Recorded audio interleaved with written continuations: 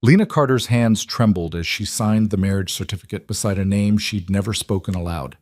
Adrian Vale, heir to an empire built on blood and silence. The man she was marrying lay 3 floors above her, locked in a coma for 5 years, unaware that his father had just sold him a wife. The pen felt like a blade against her throat. One signature to save her dying father. One signature to trap herself forever. The lawyer slid the document away without meeting her eyes. "Congratulations, Mrs. Vale," he said coldly. "Your husband is waiting. If you're hooked, stay with me until the end of this story.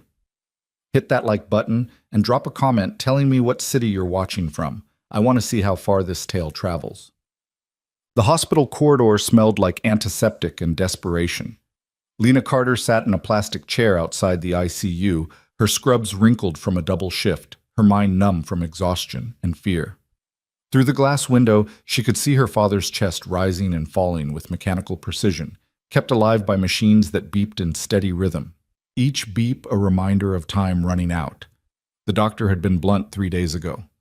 Without the transplant, he has weeks, maybe less. The waiting list is long, Miss Carter, and without insurance, she'd stopped listening after that. The number he'd quoted might as well have been $1 billion. She was a nurse who worked 60-hour weeks just to keep the lights on in their tiny apartment. She had exactly $243 in her savings account and a mountain of medical school debt she'd abandoned when her father first got sick. There was no miracle coming. There was no wealthy aunt, no winning lottery ticket, no salvation. "Miss Carter?" Lena looked up to find a man in an expensive charcoal suit standing before her.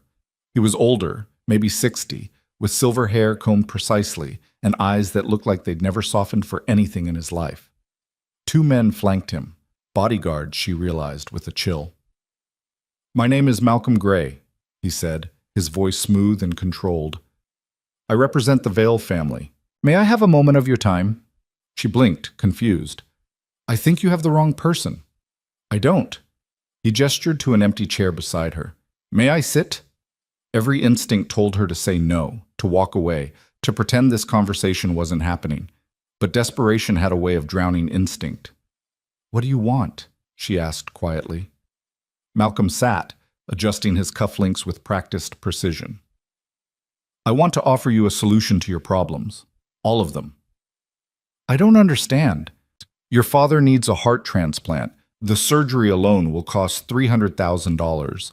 Post-operative care, medications, rehabilitation. We're looking at $500,000 conservatively." He paused, watching her face.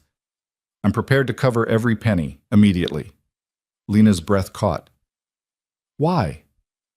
"Because I need something from you." There it was, the trap hiding behind the miracle. "What?" Her voice barely rose above a whisper. Malcolm reached into his jacket and withdrew a leather portfolio. He opened it carefully, revealing a photograph of a man in his early 30s. Even in a still image, he was striking. Dark hair, sharp features, eyes that seemed to look through the camera rather than at it. "My employer's son," Malcolm said. "Adrian Vale. 5 years ago, he was attacked, shot 3 times at close range during what should have been a routine business meeting. He survived, but he never woke up." Lena stared at the photograph, her nurse's brain automatically cataloging possibilities. Traumatic brain injury, persistent vegetative state, locked-in syndrome. "I'm sorry," she said carefully, "but I don't see what this has to do with me." "Adrian requires round-the-clock medical care. His father, Victor Vale, has spared no expense keeping him alive. The finest doctors, the best facility, everything modern medicine can provide." Malcolm's expression remained neutral. "But there's a complication. Adrian's 25th birthday was 3 years ago. According to the terms of his grandfather's will, if Adrian remained unmarried by that age, his inheritance, including his voting shares in the family business, would pass to other members of the Vale family upon his death." Understanding crept in like ice water.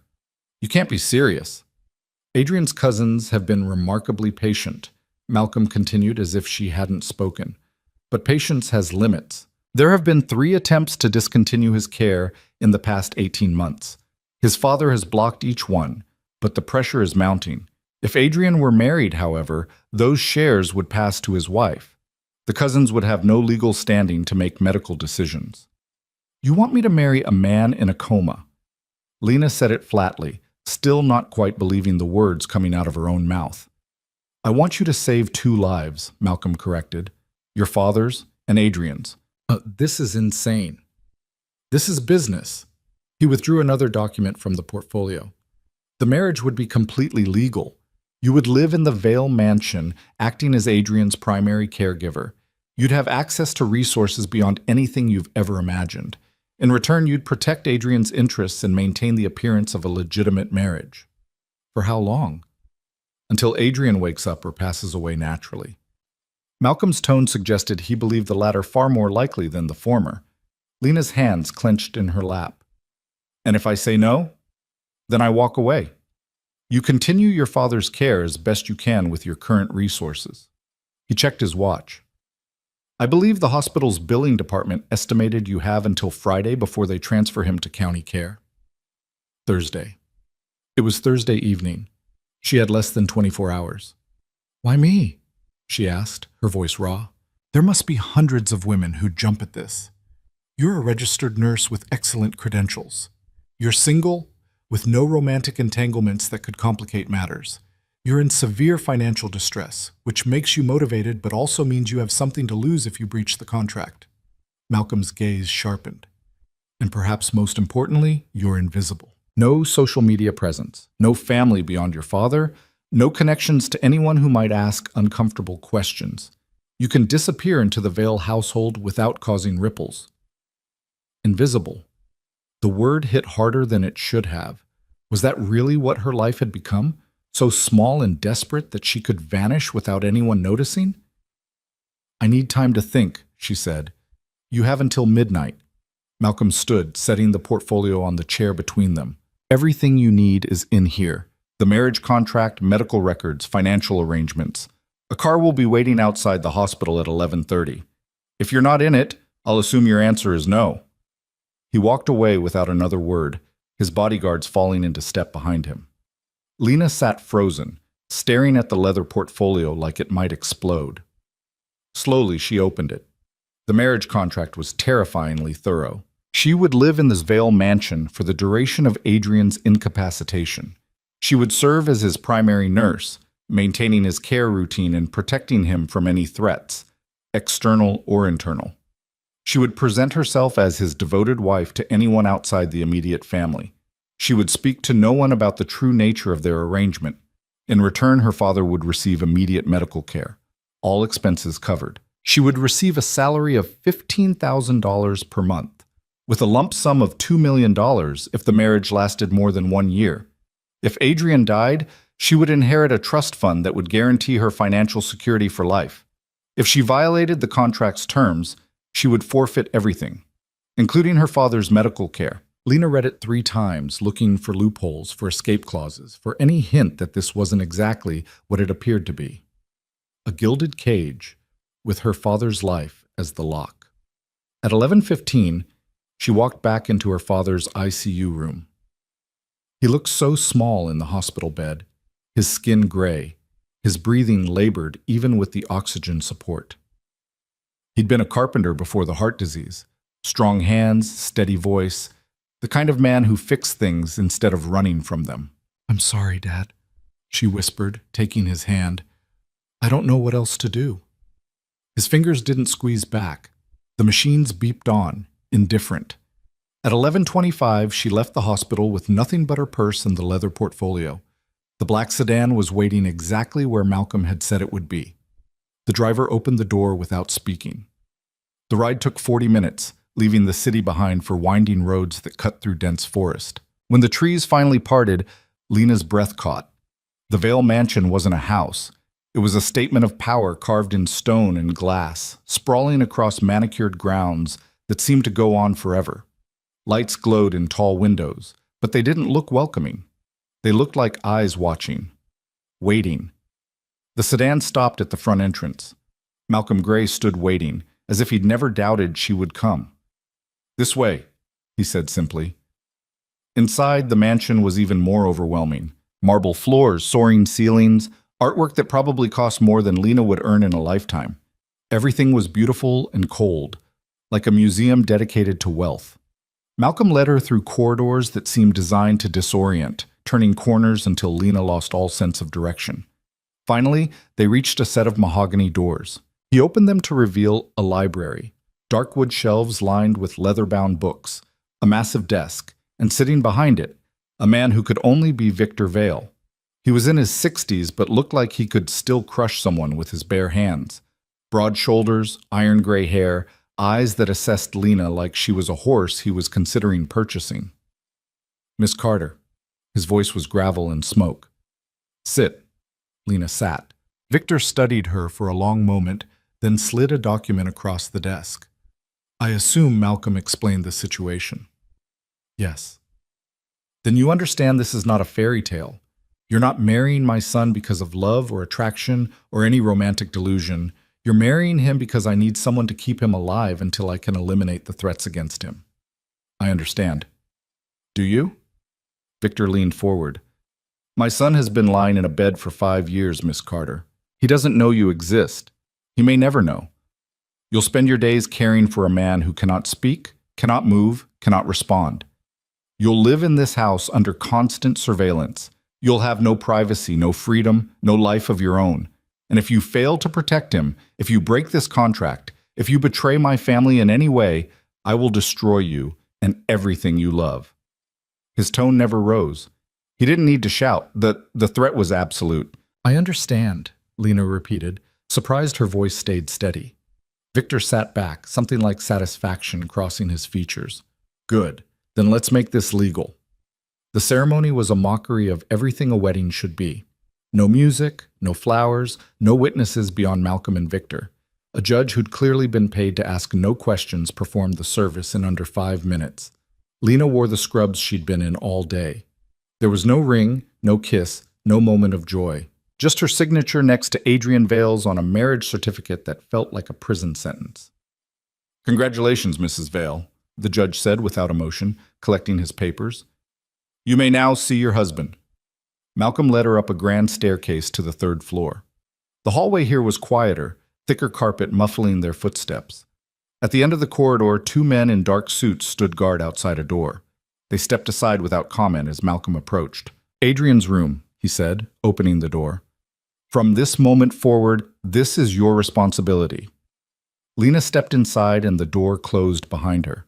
The room was large and surprisingly warm, nothing like a hospital. A hospital bed dominated the center, surrounded by medical equipment that hummed softly. Monitors tracked heart rate, blood pressure, oxygen levels. An IV stand held bags of fluids. Everything was top of the line, maintained with obvious care. And in the bed, Adrian Vale. The photograph hadn't done him justice. Even unconscious, even ravaged by 5 years of stillness, he was striking. Dark hair spread across the pillow, sharp features softened by stillness, long lashes resting against his cheeks. He looked like he was sleeping peacefully, like he might wake any moment and ask what stranger was standing in his room. But he didn't wake. Lena moved closer, her nurse's training taking over. She checked the monitors, noting stable vitals. Checked the IV placement, the catheter, the feeding tube. Everything was perfect, maintained by professionals who knew exactly what they were doing. She pulled up a chair beside the bed and sat, exhaustion crashing over her now that the adrenaline was fading. "Hi," she said softly to the unconscious man who was now legally her husband. "I'm Lena. I'm sorry we had to meet like this." Adrian didn't respond. The monitors beeped steadily. "I signed my life away tonight to save my father," she continued, talking more to fill the silence than because she expected an answer. "Your father paid for a heart transplant in exchange for me marrying you. I know how insane that sounds. Trust me, I know." She reached out, hesitating, then gently took Adrian's hand. His skin was warm, his fingers long and elegant. There were scars on his knuckles, faded but still visible. "I'll take care of you," she promised quietly. "I don't know what else I can do, but I can do that." The door opened and a woman in her 50s entered, wearing a housekeeper's uniform. She carried fresh linens and regarded Lena with obvious curiosity. "I'm Mrs. Chen," she said, her accent crisp and British. "I maintain the household. You'll take your meals in your room. It's next door. Breakfast at 7, lunch at noon, dinner at 6. Don't be late. Thank you, Lena said. Mrs. Chen's expression softened slightly. He's a good man, mister. Adrian, whatever brought you here, remember that. She left before Lena could respond. Alone again with her unconscious husband, Lena felt the weight of what she'd done finally settle on her shoulders. She'd sold herself to save her father. She'd married a stranger she might never truly meet. She'd walked into a world of power and danger where money bought silence and mercy was never free. And there was no escape. The monitors beeped on through the night as Lena sat vigil beside Adrian Vale, her husband in name only, wondering what kind of man lay trapped behind those closed eyes, and whether she would survive long enough to find out. Morning came too quickly. Lena woke slumped in the chair beside Adrian's bed, her neck stiff and her mouth dry. Sunlight streamed through tall windows she hadn't noticed the night before, revealing that Adrian's room overlooked gardens so perfectly manicured they looked artificial. Good morning, Mrs. Vale. Lena jerked upright to find Malcolm standing in the doorway, immaculate as always, despite the early hour. You'll want to shower and change, he said. Your belongings have been moved to your quarters. Mrs. Chen will bring breakfast at 7. Your first briefing with Mr. Vale is at 8. Briefing? On Adrian's care routine, security protocols, and household rules. Malcolm's expression remained neutral. This is a working arrangement, Mrs. Vale. You'll be expected to perform your duties competently. He left without waiting for acknowledgement. Lena's room adjoined Adrian's through a connecting door. It was beautiful in an impersonal way. Expensive furniture, neutral colors, everything arranged with hotel-like precision. Her few possessions looked pathetic scattered on the massive bed. Someone had unpacked her duffel bag, hanging her 3 pairs of scrubs in a closet built for hundreds of garments.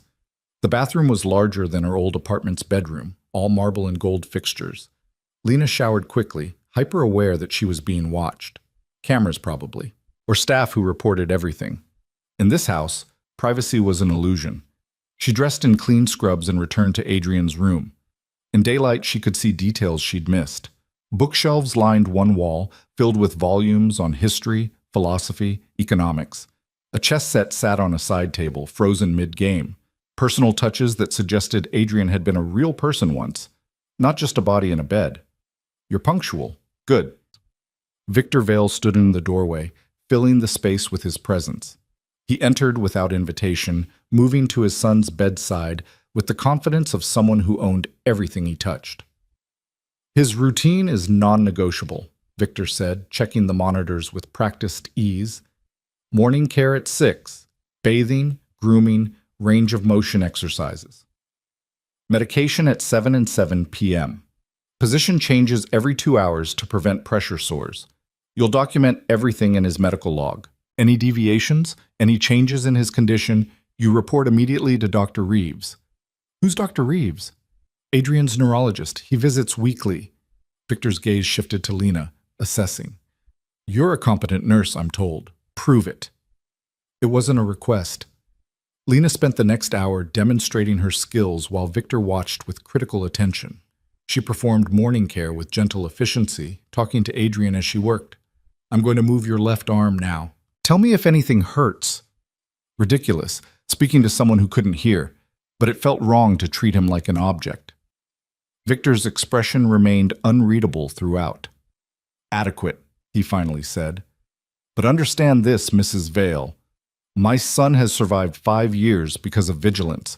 The moment you become complacent is the moment you fail, and failure is not acceptable. I understand. Do you? Victor moved closer, his voice dropping. Adrian has enemies. In this house, in this family. People who smile at you during dinner and plot his death before dessert. Your job is to keep him alive until I identify and eliminate every threat. That means trusting no one. Not the staff, not the cousins, not even me. Lena's blood ran cold. You're saying someone in your own family wants him dead? I'm saying this family is built on power, and power attracts predators. Victor straightened his cuffs. Adrian was supposed to inherit everything. Instead, he's been lying here for 5 years while his cousins position themselves to take what should be his. The only thing stopping them is that marriage certificate you signed. You're not his wife, Mrs. Vale. You're his shield. Act like it. He left without another word. Lena sank into the chair, her mind reeling. She'd known this was dangerous. She hadn't understood it was a war zone. The days blurred into routine. Wake at 5:30. Morning care for Adrian. Breakfast alone in her room. Medication administration. Physical therapy exercises to maintain muscle tone in his motionless limbs. Lunch. More care. Documentation. Dinner. Evening medication. Overnight monitoring.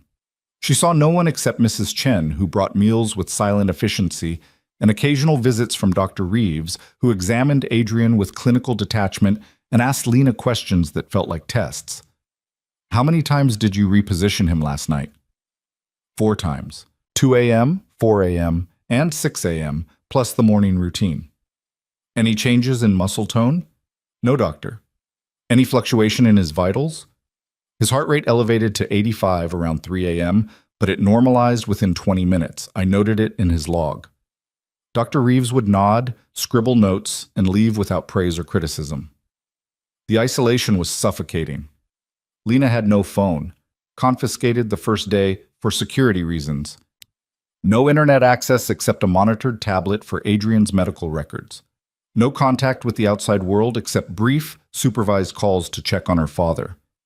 The surgery was successful, the hospital's social worker reported a week after Lena had signed the contract. Your father is in recovery. All expenses have been covered by an anonymous donor. Anonymous. Right. Can I speak to him? He's sedated, but I can tell him you called.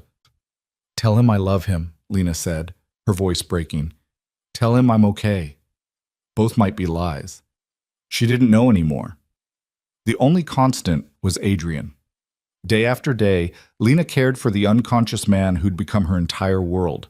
She learned the rhythm of his breathing, the exact temperature of his skin, the precise angle of his head that seemed most comfortable. And she talked to him. At first, it was just narration. I'm going to check your IV now. Time for your medication. But slowly, inevitably, it became more. I read your books, she told him one afternoon, returning a volume of Marcus Aurelius to the shelf. Meditations, heavy stuff. Were you into philosophy, or was this just for show? No answer, never an answer. My dad used to read to me when I was little, she continued, settling into the chair that had become as familiar as her own skin. Nothing fancy, Dr. Seuss, Where the Wild Things Are. He'd do all the voices. She smiled at the memory. I miss that. Miss him. She picked up another book, this one about chess strategy. Were you any good? At chess, I mean. There's a game set up over there. Looks like you were winning. Lena studied the board, trying to imagine Adrian sitting across from an opponent, planning moves, seeing patterns. What kind of mind did he have? What thoughts had filled his head before the bullet stole them away? I'm sorry this happened to you, she whispered. I know you didn't ask for any of this. The attack. The coma. Me. She reached out, brushing a strand of hair from his forehead. I'm sorry I'm the wife you never chose. The monitors beeped steadily. Adrian's chest rose and fell. Nothing changed, except something in Lena did. She started reading to him every evening. History books, philosophy, news articles from the medical tablet, anything to fill the silence with something other than machine sounds and her own loneliness. She played music, classical mostly because it seemed to fit the room. Sometimes jazz. Once, experimentally, rock music. His heart rate had jumped slightly during that. Coincidence, probably. But she'd noted it in his log anyway. She told him about her life. Growing up poor. Putting herself through nursing school. The moment she'd had to choose between her career and her father's care. I wanted to be a doctor, she admitted one night, exhausted from a 16-hour day. Sounds stupid now, but I had a plan. Med school, specialization in cardiology. I was going to save people like my dad. She laughed bitterly. Instead, I'm here, married to a stranger, playing nurse to a man who'll probably never know my name. But even as she said it, she didn't quite believe it anymore. Because there were moments, brief, impossible moments, when she could swear Adrian heard her. The subtle change in his breathing when she started reading. The way his fingers seemed to relax when she held his hand. The fact that his heart rate stabilized whenever she spoke. I'm losing my mind, she told Mrs. Chen one morning. I keep thinking he's responding. Mrs. Chen set down a breakfast tray with quiet precision. Mr. Adrian was always aware, even when others didn't see it. Perhaps he still is. That's not medically possible. Many things in this house aren't medically possible, Mrs. Vale. The housekeeper's expression was unreadable. But they happen anyway. She left before Lena could ask what she meant. 3 weeks into her new life, Lena met the cousins.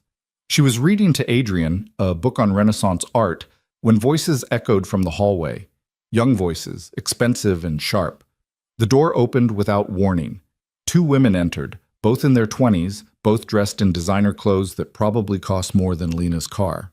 One was blonde and willowy, the other dark-haired and curvy. Both looked at Lena like she was a stain on expensive upholstery. "So you're the nurse Victor bought," the blonde said, her smile razor-sharp. "I'm Veronica Vale. This is my sister, Isabel. We're Adrian's cousins." "Nice to meet you," Lena said, carefully, standing. "Is it?" Isabel circled Adrian's bed like a shark. "We heard Uncle Victor was getting desperate. Didn't realize he'd gone this far." "I don't understand." "The marriage." Veronica's laugh was crystalline and cruel. "Did you actually think this would work? That you could just show up, sign some papers, and become one of us?" "I'm not trying to become anything," Lena said quietly. "I'm just taking care of Adrian." "Adrian's dead," Isabel said bluntly. "He's been dead for 5 years. He's just too stubborn to stop breathing." Lena's hands clenched. "He's not dead. He's recovering." "From 3 bullets to the chest, from 5 years in a coma?" Veronica shook her head. "You're delusional or lying. Either way, you're wasting everyone's time." "I think you should leave," Lena said, her voice steady despite the fear crawling up her spine. "We'll leave when we're ready." Isabel moved closer to Adrian, reaching out as if to touch him. Lena stepped between them. "Don't." The cousins stared at her, surprised. Then Veronica laughed, genuinely this time. "Well, maybe Victor chose better than I thought." She headed for the door, Isabel following. "Enjoy playing house, nurse. It won't last." They left in a cloud of expensive perfume and veiled threats. Lena's hands were shaking. She returned to Adrian's side, taking his hand. "Your family is terrifying," she told him. "Just so you know." That night she woke to the sound of footsteps outside Adrian's door. Not Mrs. Chen's efficient stride. Something quieter, stealthier. Lena slipped out of bed, moving to the connecting door. Through the crack she could see a shadow in Adrian's room. Someone standing over his bed, her heart hammered.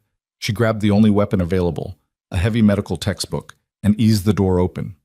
The figure spun. In the dim light from the monitors, Lena recognized one of the guards, who sometimes stood in the hallway.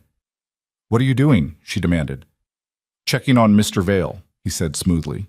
Too smoothly. "No one checks on him without my permission." Lena moved between the guard and Adrian, clutching the textbook like a shield. "Get out!" "Mrs. Vale, I don't think—" "Out, now, or I call Victor." For a moment, the guard's expression hardened. Then he smiled, empty and cold. "Of course. My apologies." He left without argument. But Lena didn't sleep the rest of the night. She told Victor about it the next morning during his routine visit. He listened without comment, then made a phone call. The guard was gone by noon. "You did well," Victor said later, his tone as close to approval as she'd ever heard. "But don't expect gratitude. In this house, vigilance is expected. Failure is punished. There's no middle ground." "I understand." "Do you?" He studied her. "You've been here a month, Mrs. Vale. You're starting to care about my son. I can see it. Be careful. Caring makes you vulnerable. And vulnerability kills." But it was too late for that warning, because somewhere between the endless days of caring for Adrian, the nights of reading to him, the moments of imagined connection, Lena had stopped seeing him as an obligation. She'd started seeing him as a person, a man trapped in silence, surrounded by enemies, protected only by a woman who'd sold her freedom for her father's life. "I won't let anything happen to you," she promised Adrian that night, holding his hand in the darkness. "I don't know who you are. I don't know if you can hear me, but I won't let them hurt you." Adrian's hand was warm in hers, his breathing steady. his heart beating on, oblivious to danger or devotion or the strange woman who'd become his only shield against the darkness closing in. And in that moment, Lena understood the truth that Victor had tried to warn her about. She was no longer just playing a role. She was falling in love with a ghost. The realization should have terrified her. Instead, it settled over Lena like inevitability, like something that had been building since the moment she'd first taken Adrian's hand and promised to protect him. She was falling in love with a man who couldn't love her back. The days continued their relentless rhythm, but now every moment felt different. When Lena bathed Adrian, carefully washing his shoulders and arms, she noticed the strength still hidden in his muscles despite 5 years of stillness.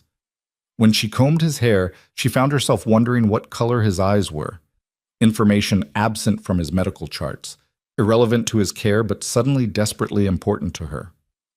"You're being ridiculous," she told herself one morning, standing in her bathroom and staring at her reflection, dark circles under her eyes from too many sleepless nights, hair pulled back in a perpetual ponytail, scrubs that hung looser now. She'd lost weight without noticing.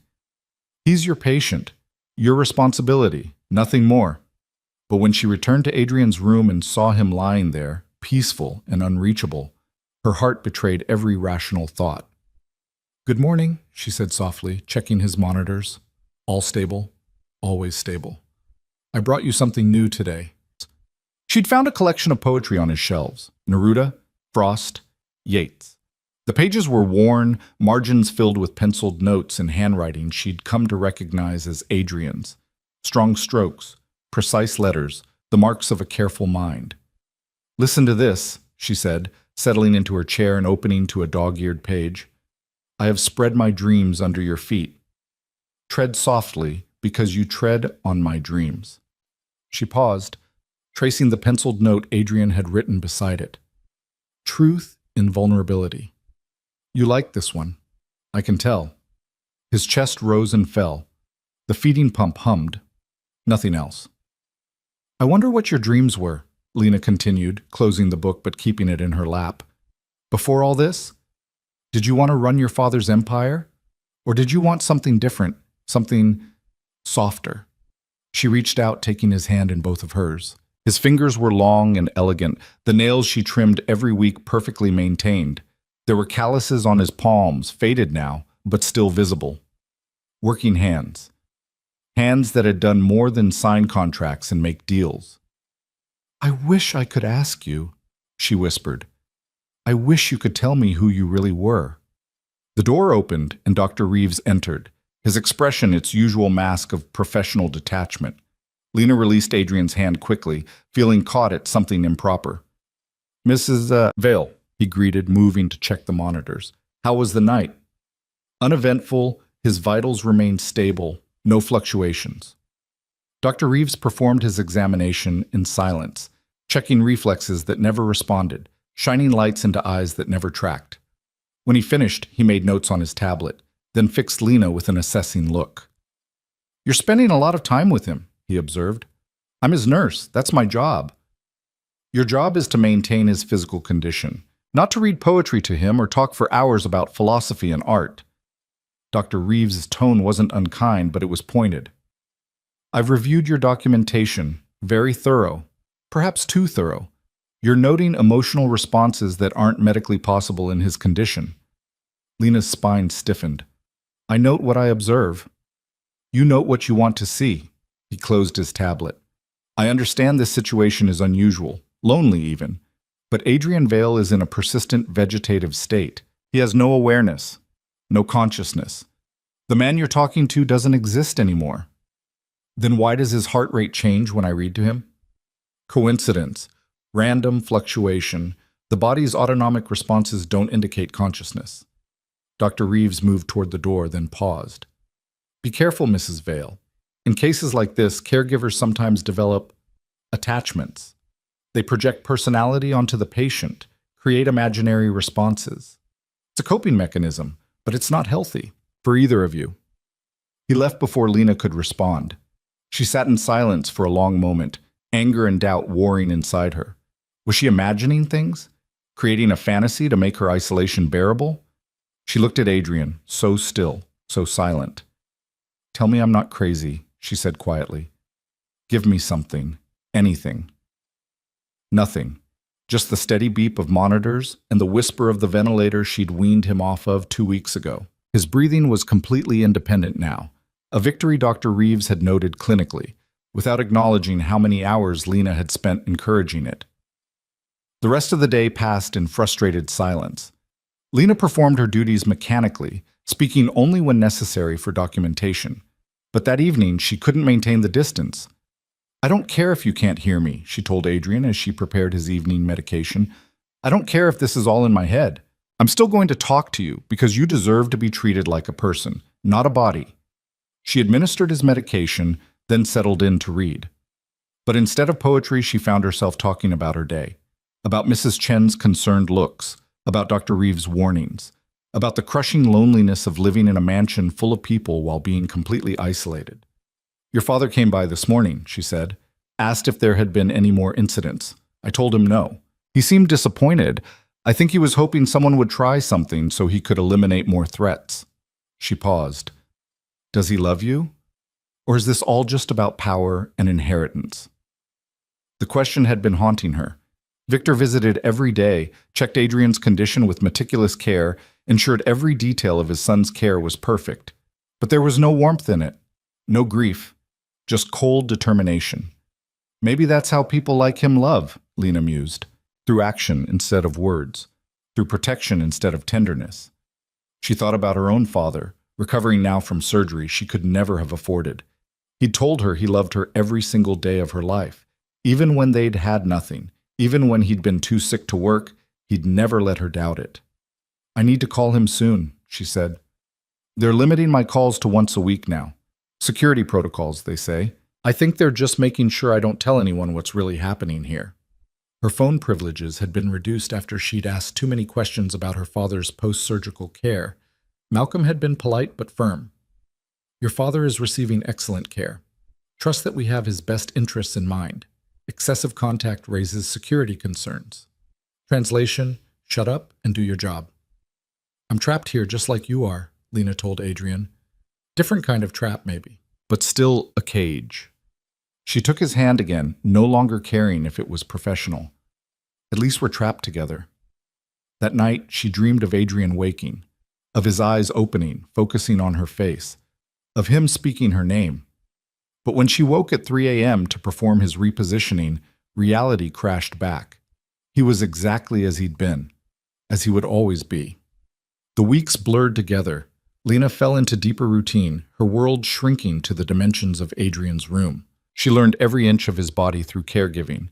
The scar on his left shoulder from childhood, the surgical scars from where they'd removed the bullets, the exact curve of his spine. She knew his smell, his warmth, the rhythm of his breathing better than she knew her own. And she continued to look for signs of awareness. The way his breathing deepened when she read certain passages. The slight relaxation in his jaw when she played Mozart. The faint increase in his heart rate when she held his hand. I know you're in there, she whispered during late-night vigils. I don't care what the doctors say. I can feel you. 2 months into her imprisonment, that's how she'd started thinking of it, Veronica and Isabel returned. This time they brought their brother Marcus, a sharp-eyed man in his 30s who assessed Lena like she was a business problem to solve. Still here? Veronica asked, draping herself across the chair Lena usually occupied. I thought you'd have run away by now. Why would I run? Lena stood protectively near Adrian's bed. Because this is insane, Isabel said flatly. You're wasting your life playing nurse to a vegetable. Don't call him that, Marcus laughed, the sound devoid of humor. Protective, isn't she?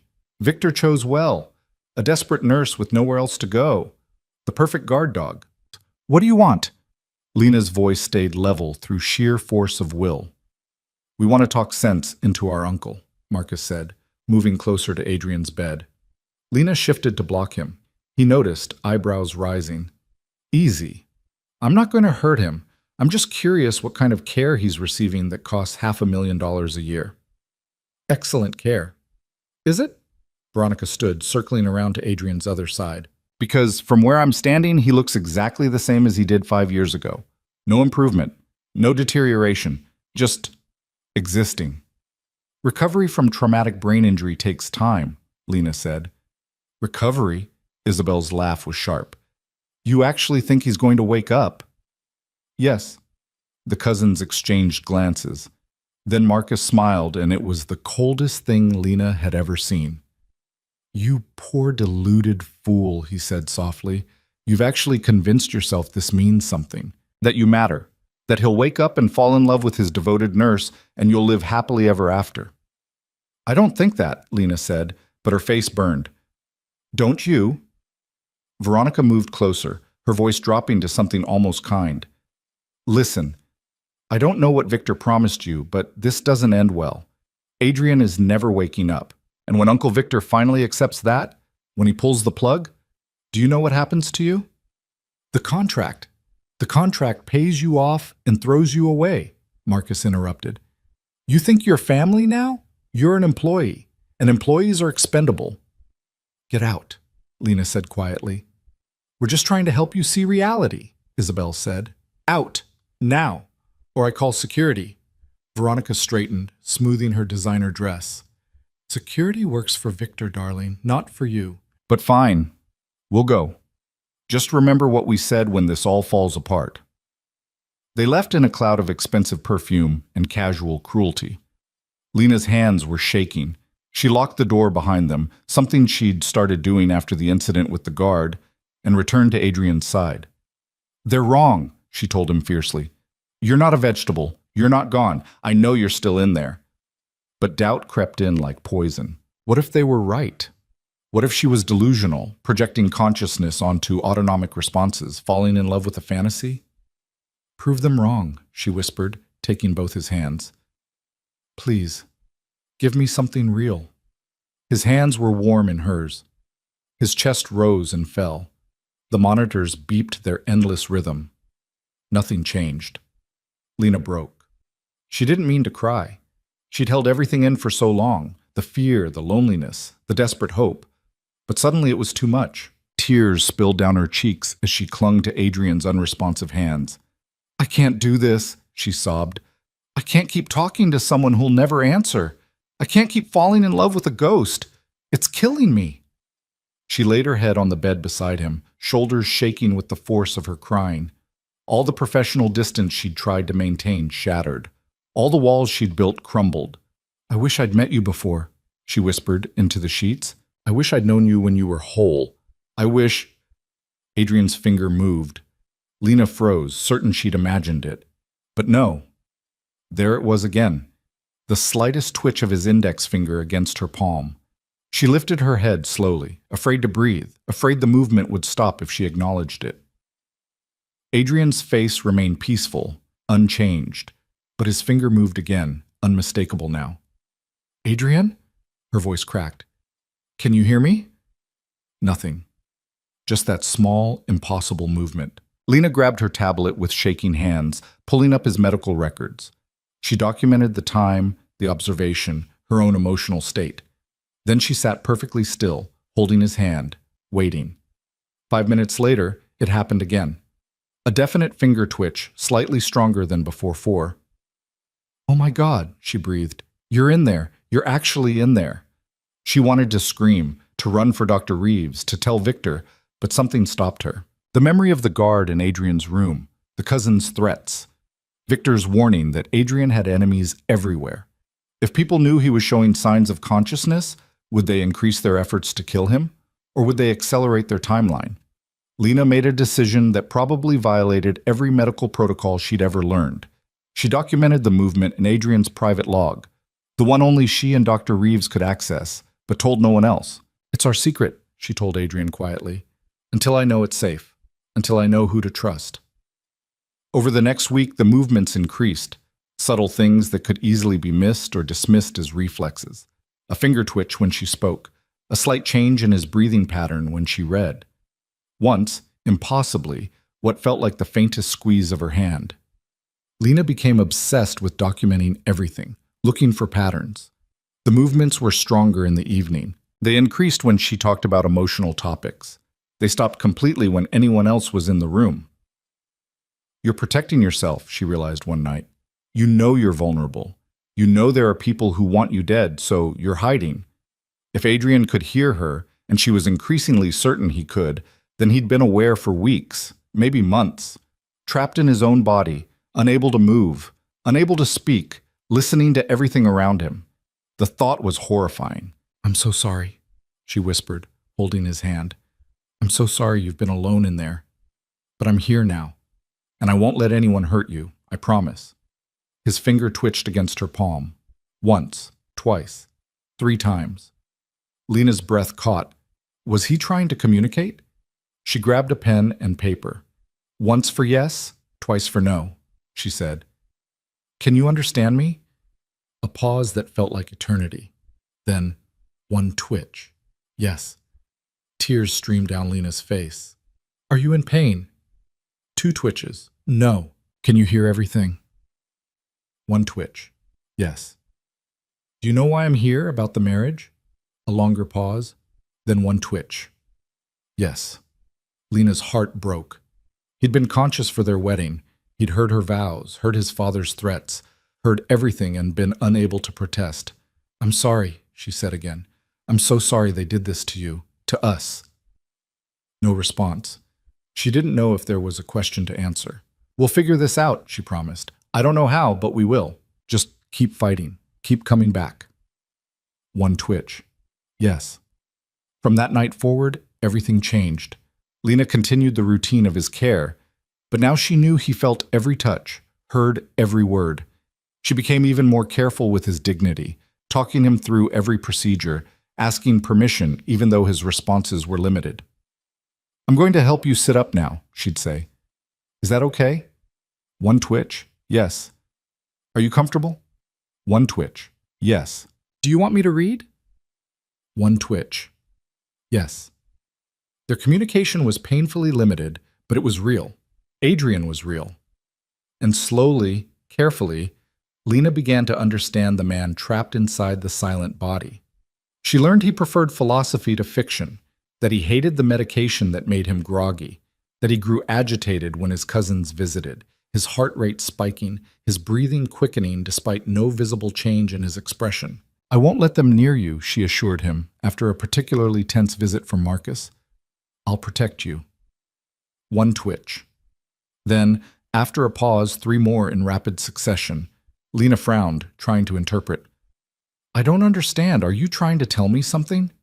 More rapid twitches, frustrated and irregular. "I'm sorry. I'm not." She paused, thinking. "Do you need a better way to communicate?" 1 strong twitch.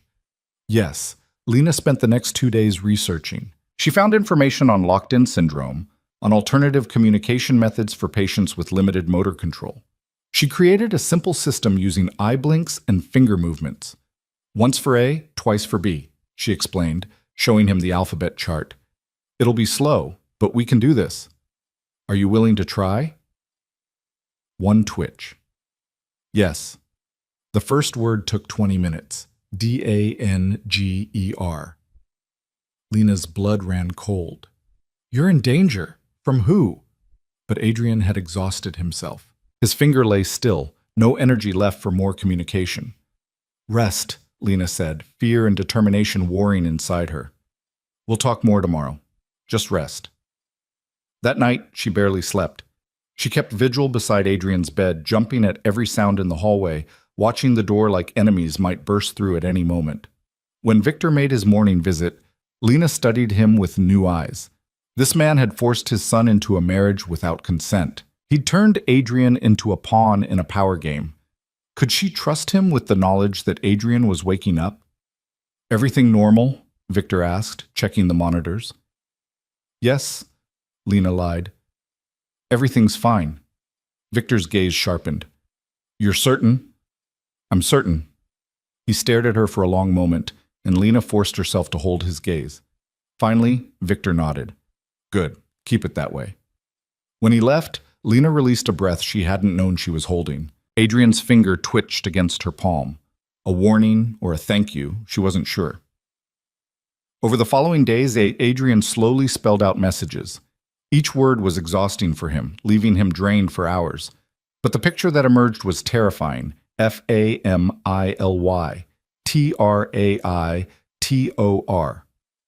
Someone in your family betrayed you? Lena asked. Someone set up the attack? One twitch. Yes. Do you know who? Two twitches. No. But you have suspicions? One twitch. Yes. Is it your cousins? A pause.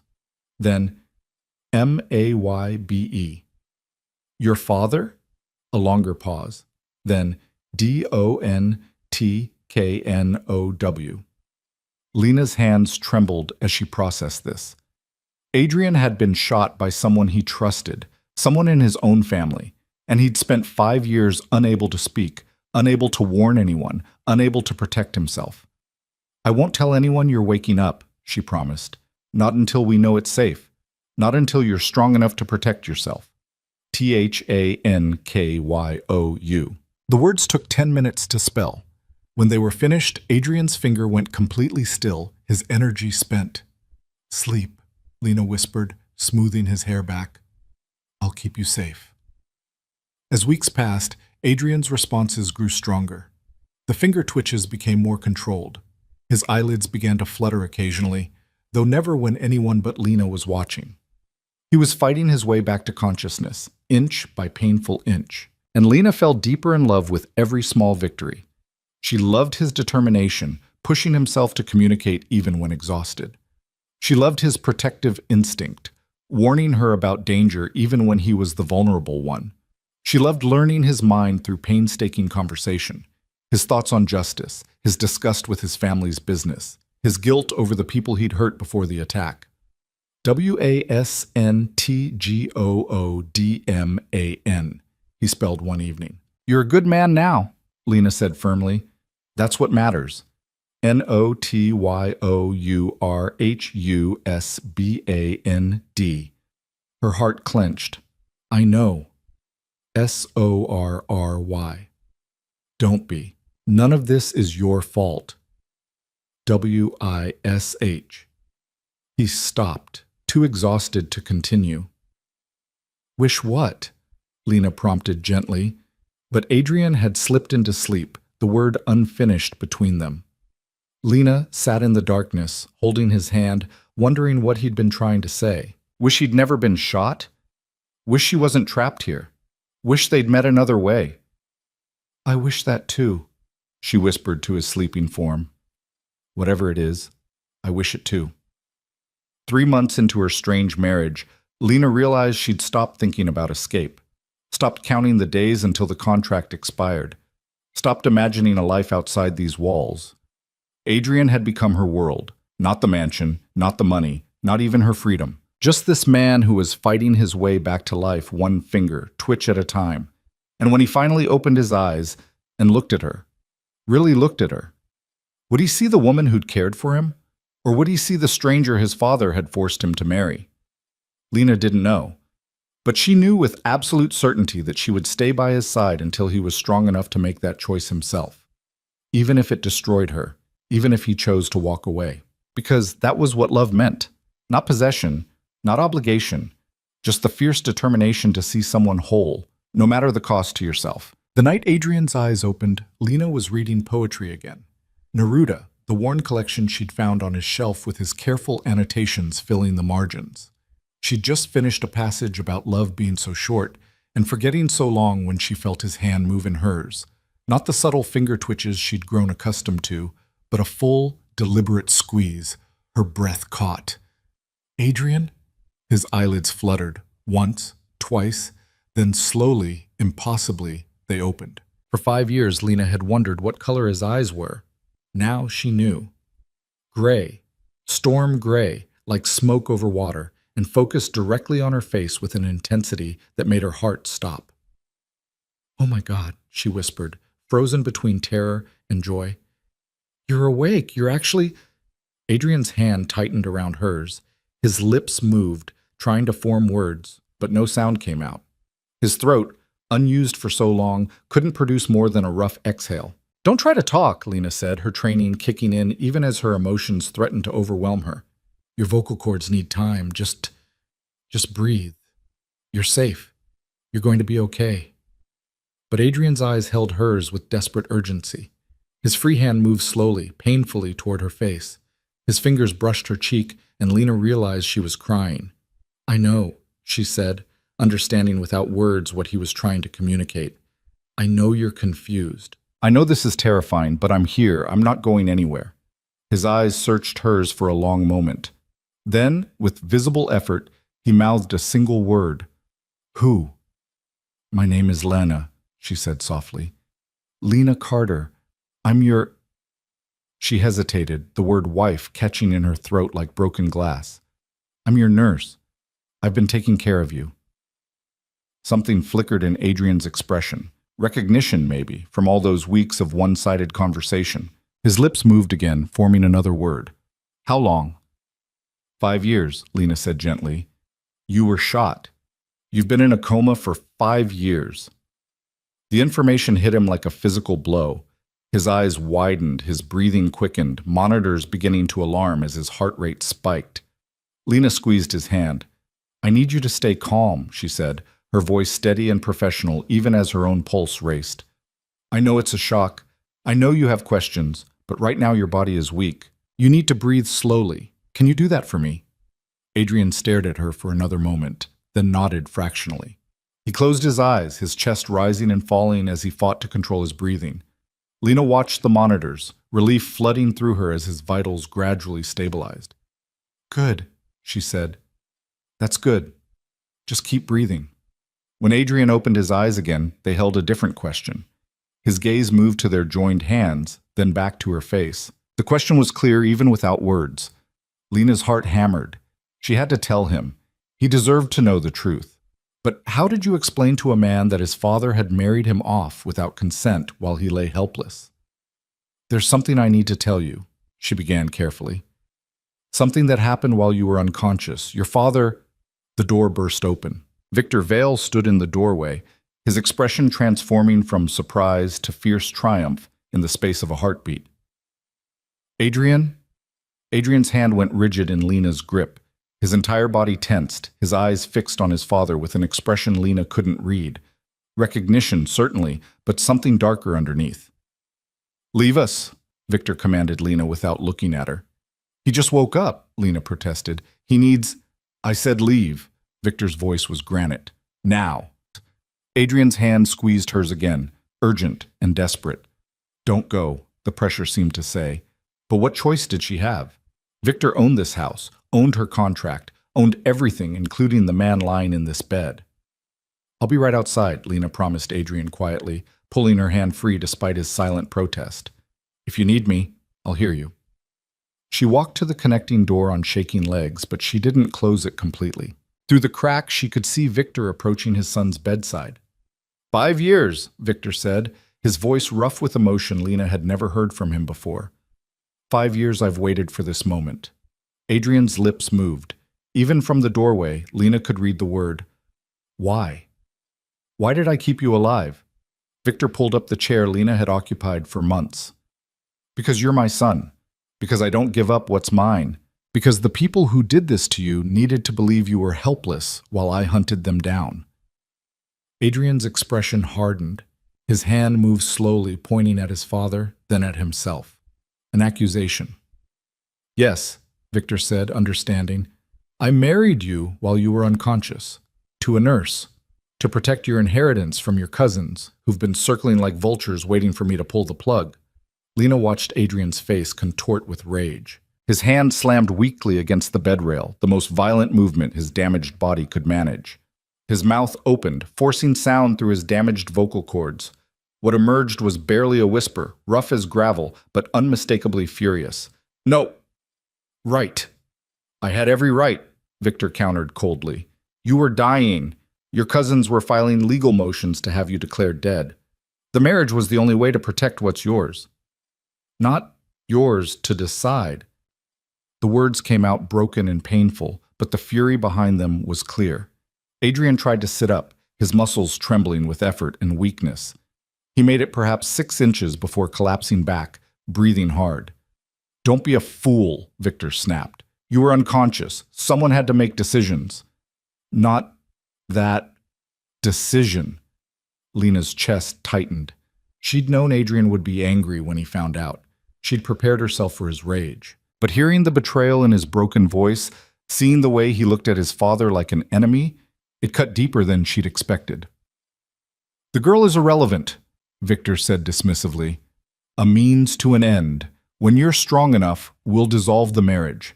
She'll take her payment and disappear. What matters is that you're awake. You're alive. And we can finally deal with the traitors in our family." "Who?" Adrian rasped. "I don't know yet, but they made a mistake keeping you alive, because now you can tell me who pulled the trigger." Adrian's expression shifted, something dark and haunted replacing the anger. He turned his head away, staring at the ceiling. "I don't remember." "You don't remember the attack? Remember the meeting? Then nothing. Woke up. Now..." Victor's jaw clenched. "Nothing? No faces? No voices?" "Nothing." For a long moment, Victor sat in silence. Then he stood abruptly. "We'll discuss this later. You need rest. I'll send Dr. Reeves to examine you." He strode toward the door, nearly colliding with Lena. His eyes narrowed when he saw her standing there. "How long were you listening?" "Long enough," Lena said, lifting her chin. "He needs medical attention. His vitals are unstable, his throat is damaged from intubation, and he's severely weak. Whatever interrogation you're planning can wait until he's stronger." Victor studied her for a moment. Then something like approval crossed his features. "Fine. You have 24 hours to stabilize him. Then I want answers." He left without another word. Lena returned to Adrian's room to find him still staring at the ceiling, his expression hollow. She approached slowly, giving him time to acknowledge her presence. "I'm going to examine you now," she said softly. "Is that okay?" Adrian's eyes shifted to her face. For a moment she thought he might refuse. Then he nodded once, barely perceptible. Lena worked quickly and efficiently, checking his vitals, testing his reflexes, assessing the damage 5 years of immobility had caused.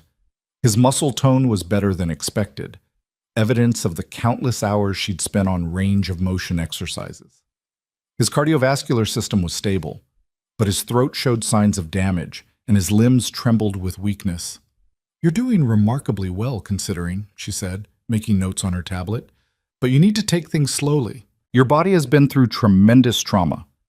Adrian watched her work, his gray eyes tracking her every movement. When she finished, he caught her wrist, his grip weak but deliberate.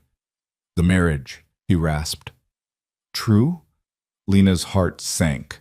"Yes. I'm sorry. I know you didn't consent. I know this is..." "Why, you?" "My father needed a heart transplant. Your father offered to pay for it in exchange for..." She couldn't finish the sentence.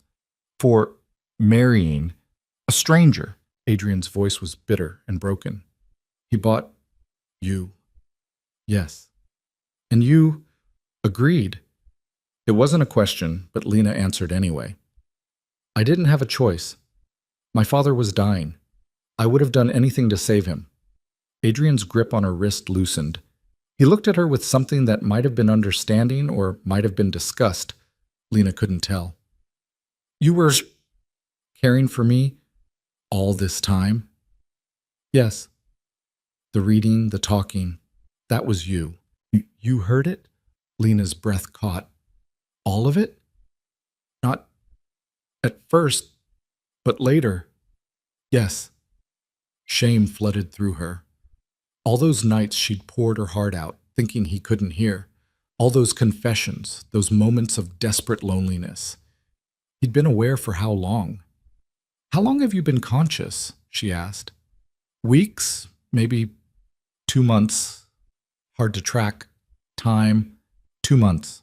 He'd been aware for 2 months while she'd fallen in love with what she thought was a ghost.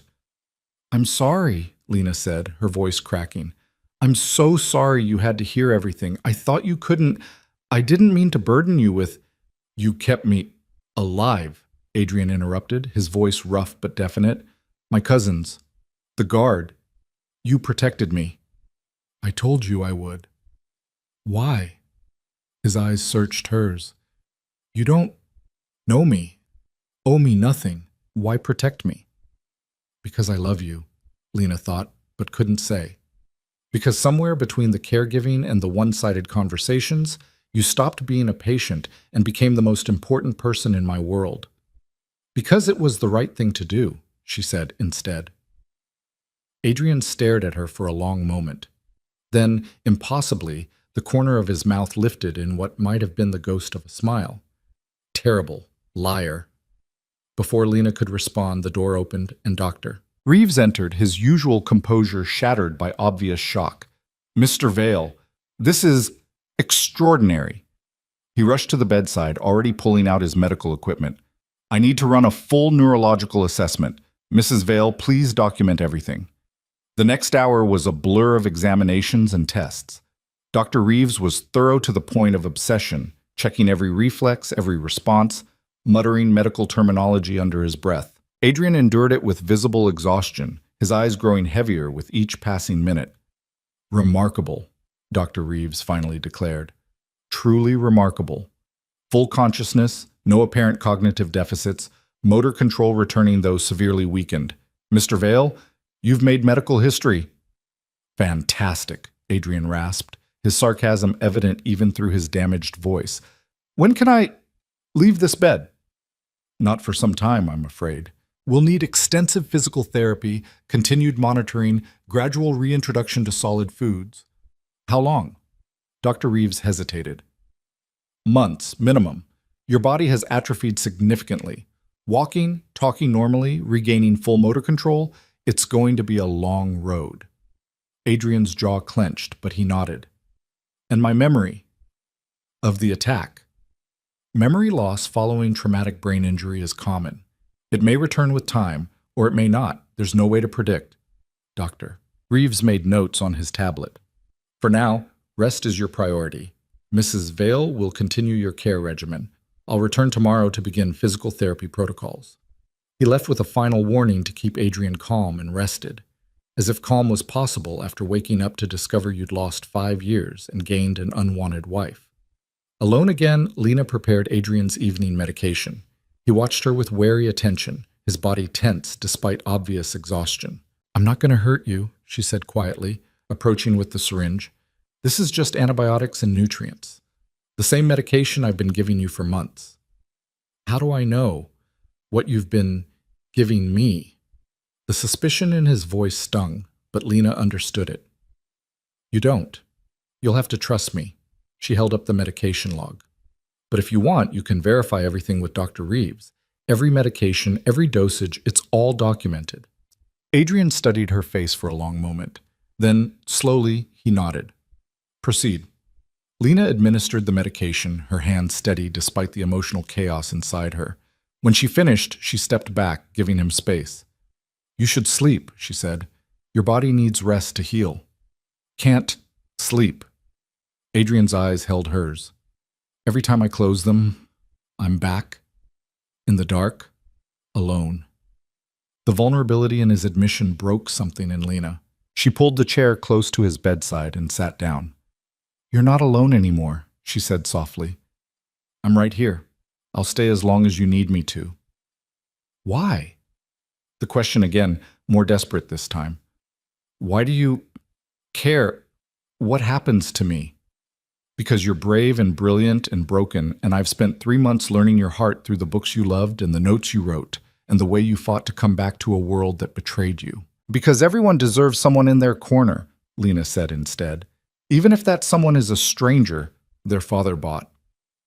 Adrian's expression softened fractionally. "You resent the marriage, don't you?" "Yes." No hesitation. "But not you. Just the situation." "I understand." "Do you?" Adrian's eyes searched hers. "You lost your freedom for this, for me." "I lost my freedom for my father. You were just part of the deal." "Honest," Adrian murmured. "I appreciate that." Silence settled between them. Not uncomfortable, but heavy with things unsaid. Lena watched Adrian's eyes growing heavier, his body finally surrendering to exhaustion. "The poetry," he said suddenly, fighting sleep. "You read Neruda tonight." Yes, it was one of your favorites, I thought. It was. His eyes closed. Read it. Again. Please. Lena picked up the worn book, finding the marked page. Her voice was soft in the quiet room as she read about love and memory, about the persistence of feeling even through darkness. When she finished the passage, Adrian was asleep, his breathing deep and even. She sat beside him through the night, keeping vigil like she had for months. But now everything was different. Now the man in the bed could wake and speak and question her presence. Now the comfortable one-sided relationship they'd built was shattered, replaced by the complicated reality of two strangers bound together by contract and circumstance. And somewhere beneath her fear and uncertainty, Lena felt a spark of hope. Because Adrian was alive. He was fighting, and maybe, just maybe, they could find a way forward together. The next 3 days were chaos. Word of Adrian's awakening spread through the mansion like wildfire. Suddenly, Lena's carefully controlled environment was invaded by doctors, physical therapists, and family members she'd never met. Victor was a constant presence, interrogating his son about the attack, about potential enemies, about business dealings from 5 years ago. Adrian answered what he could, but his memory of the incident remained frustratingly blank. I've told you, he said, his voice growing stronger each day but still rough. I remember the meeting. I remember walking into the warehouse. Then nothing, until I woke up 3 days ago. Convenient, Marcus said from his position against the wall. He'd been present for every interrogation, his sharp eyes missing nothing. The one thing you can't remember is who shot you. You think I'm lying? Adrian's voice was ice. I think memory loss is a convenient excuse when you don't want to answer uncomfortable questions. Enough, Victor snapped. Adrian has no reason to protect whoever did this. Doesn't he? Veronica appeared in the doorway, perfectly coiffed as always. Maybe the attack wasn't what we thought. Maybe it was personal, not business. Adrian's expression went carefully blank. Meaning? Meaning you had enemies, cousin. People who thought you were too ambitious, too ruthless. People who wanted you out of the way. Are you confessing? Adrian asked mildly. Veronica's smile was sharp. I'm observing, nothing more. The tension in the room was suffocating. Lena, relegated to the corner during family meetings, watched the dynamics with growing alarm. The cousins circled Adrian like sharks, their questions seemingly supportive but edged with threat. Victor defended his son aggressively, but there was calculation in his protection. And Adrian himself sat in the hospital bed like a king on a throne, weak but unbowed, parrying attacks with verbal precision. This is exhausting him, Lena finally interjected. He needs rest.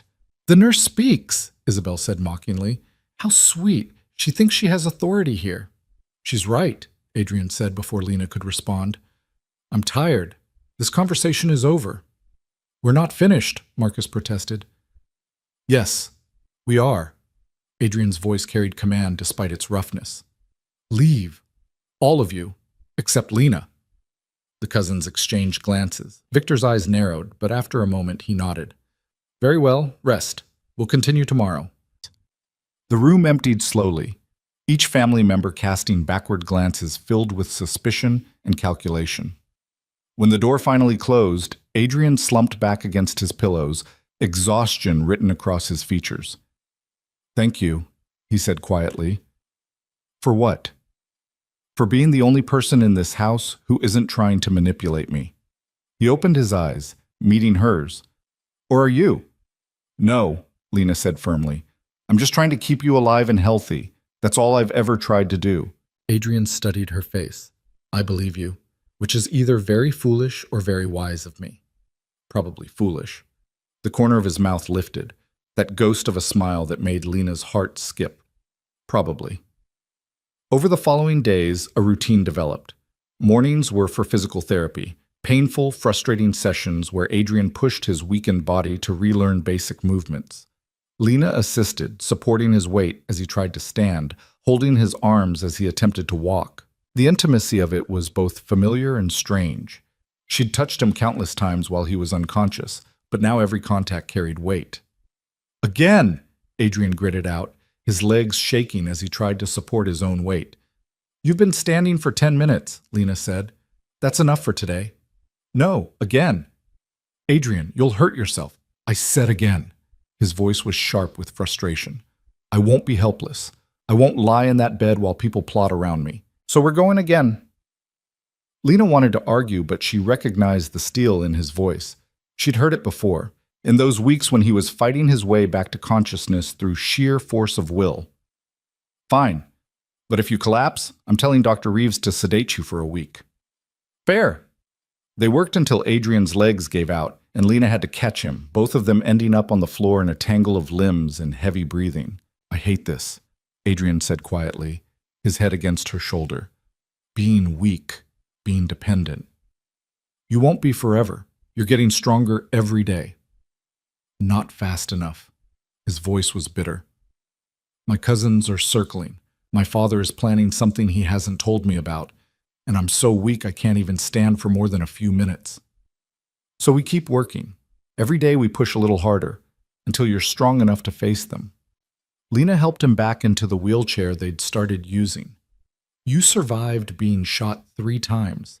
You survived 5 years in a coma. You can survive this. Adrian looked at her, something unreadable in his expression. You have a lot of faith in me for someone who's only known me conscious for a few days. I've known you for 3 months, Lena corrected. Maybe you were unconscious, but I still learned who you are. Through your books, your letters, the way you fought to wake up. You're not the stranger you think you are to me. And what did you learn? His voice was quiet, curious rather than challenging. That you're brilliant and stubborn. That you question everything, including yourself. That you are trying to be better than your family's legacy. That you hate injustice but struggle with mercy. That you're lonely even when surrounded by people. Lena met his gaze. That you're worth saving. Adrian's breath caught. For a long moment they sat in silence, the weight of her confession hanging between them. The annulment, he finally said. My father mentioned it. Dissolving the marriage when I'm stronger. Yes? Lena kept her voice neutral despite the pain lancing through her chest. Is that what you want? Was it? A month ago she would have said yes without hesitation. Freedom, money, her life back. But now, sitting beside the man she'd fallen in love with, the man who was finally real and present and looking at her like she mattered. What I want is irrelevant, she said carefully. The marriage was never real. It was a business arrangement. When it served its purpose, it ends. That was always the deal. You didn't answer the question. Neither did you. Adrian's lips twitched. Evasive. I like it.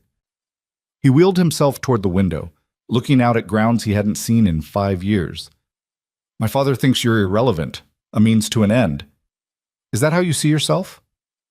I don't know how to answer that. Honestly would be a start. Lena took a breath. I see myself as someone who made an impossible choice and ended up somewhere I never expected. I don't regret saving my father, but I don't pretend this situation is anything other than what it is. Which is? Complicated.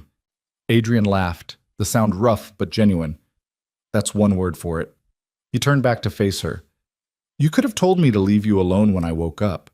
Could have demanded my father send in different nurses. But you stayed.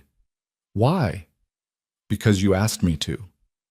And you always do what people ask? No, but I do what I promise. Lena moved to stand beside him at the window. I promised I'd keep you safe. I promised I'd help you recover. Those promises still stand, whether you're unconscious or awake. Adrian's hand found hers, his fingers interlacing with hers in a gesture that felt both familiar and entirely new. Then I'm asking you to make another promise, he said quietly. What? Don't let them separate us. Not yet. His eyes met hers, vulnerable and determined. I don't trust anyone in this house except you. And until I'm strong enough to protect myself, until I know who tried to kill me, I need you beside me. Adrian, I know what I'm asking. I know it's selfish, but please. His grip tightened. Stay. Lena's heart broke and soared simultaneously. He needed her. Maybe not the way she wanted, maybe only as protection rather than as something more, but he was choosing her, trusting her, when trust seemed like the most dangerous thing he could offer anyone. "I'll stay," she promised, "for as long as you need me." Relief flooded his expression. "Thank you. But Adrian, there's something you should know." The door burst open. Victor stormed in, his face dark with rage, Malcolm Gray close behind, looking uncharacteristically shaken. "We have a problem," Victor said without preamble. "Someone leaked information about your awakening to the press. It'll be all over the news by tonight." Adrian's expression hardened. "How?" "I don't know. But whoever did it wanted the world to know you're awake and vulnerable." Victor's gaze swept to Lena. "Leave us." "She stays," Adrian said flatly. "This is family business." "She's my wife. She stays." The word wife, spoken with such casual authority, sent shock through the room. Lena's breath caught. Victor's eyes narrowed. "A temporary arrangement," Victor corrected coldly. "Is it?" Adrian's voice was steel. "Because from where I'm sitting, that marriage certificate is the only thing keeping me alive. So perhaps we should reconsider how temporary it needs to be." The silence was deafening. Then Victor smiled, slow and satisfied. "Well," he said, "perhaps you're finally thinking like a Vale." Lena's heart was still hammering from Adrian's declaration when Victor's phone buzzed. He glanced at the screen, his expression darkening further. "They're already at the gates," he said. "Reporters. Dozens of them." Malcolm stepped forward, tablet in hand. "The story broke 20 minutes ago. Crime heir Adrian Vale awakens after 5 years. They're calling it a miracle. Speculation is already running wild about the circumstances of the shooting. "Let me guess," Adrian said, his voice tight. "My loving cousins are expressing their joy at my recovery." "Veronica gave a statement 10 minutes ago," Malcolm confirmed. "She said the family is thrilled and looking forward to Adrian resuming his rightful place in the organization." "Which means she's terrified," Adrian observed. "Good." "This changes everything," Victor said, pacing like a caged predator. "As long as the world thought you were unconscious, you were protected by sympathy and obscurity. Now you're a target again. Whoever tried to kill you 5 years ago will know their window is closing." "Then we move faster." Adrian wheeled himself closer to his father. "You've had 5 years to investigate. Tell me what you found." Victor exchanged a glance with Malcolm. "We've narrowed it down to 3 possibilities. Marcus had the most to gain from your death. With you gone, he was next in line for control. Veronica had access to your schedule that day. And," he paused, jaw clenching, "your business partner, James Keller, disappeared 2 weeks after the shooting. We never found him." "James?" Adrian's voice carried genuine shock. "That's impossible. We were friends since college." "Friends betray each other for the right price," Victor said coldly. "Or the right threat. We don't know which it was." "Have you found him?" "No, he's either dead or very good at hiding." Victor stopped pacing, fixing his son with an intense stare. "Which is why we need to flush out whoever's behind this, and the leak to the press gives us an opportunity." "What kind of opportunity?" Lena asked, though dread pooled in her stomach. Victor's smile was predatory. "We use Adrian's recovery to draw them out, make them desperate enough to make a mistake." "You want to use him as bait," Lena said flatly. "I want to end this." Victor's gaze shifted to her. "Which is why you're more important now than ever, Mrs. Vale. The world needs to believe this marriage is real, that Adrian has someone he trusts absolutely, someone who will be with him every moment, making it harder for enemies to strike." "We're going public with the marriage?" Adrian asked. "We're going to make it look like a love story," Victor said. "The devoted nurse who cared for you through your coma. The woman you married before the attack." "That's a lie," Lena interrupted. "The marriage was 3 months ago." "The legal paperwork says otherwise," Malcolm interjected smoothly. "We backdated everything to make the marriage appear legitimate. As far as public record shows, you and Adrian married 6 years ago, shortly before the attack." Lena felt like the ground was shifting beneath her. "You falsified documents?" "We protected Adrian's interests," Victor corrected. "And now that protection extends to you. As of this moment, you're not just his nurse. You're his wife in every public way, which means you don't leave his side. You don't speak to press without approval, and you play the part convincingly." And if I refuse? Lena's voice was steady despite her racing heart. Then whoever leaked this information will know the marriage is a sham. They'll know Adrian is vulnerable, and they'll strike before we can identify them.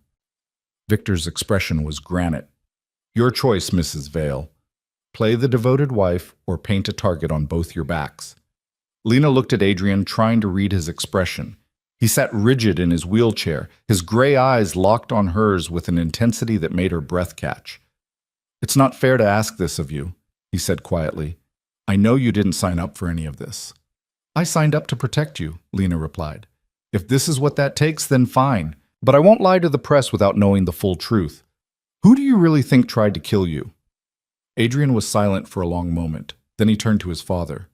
Leave us, both of you. Adrian, Victor began. I said leave.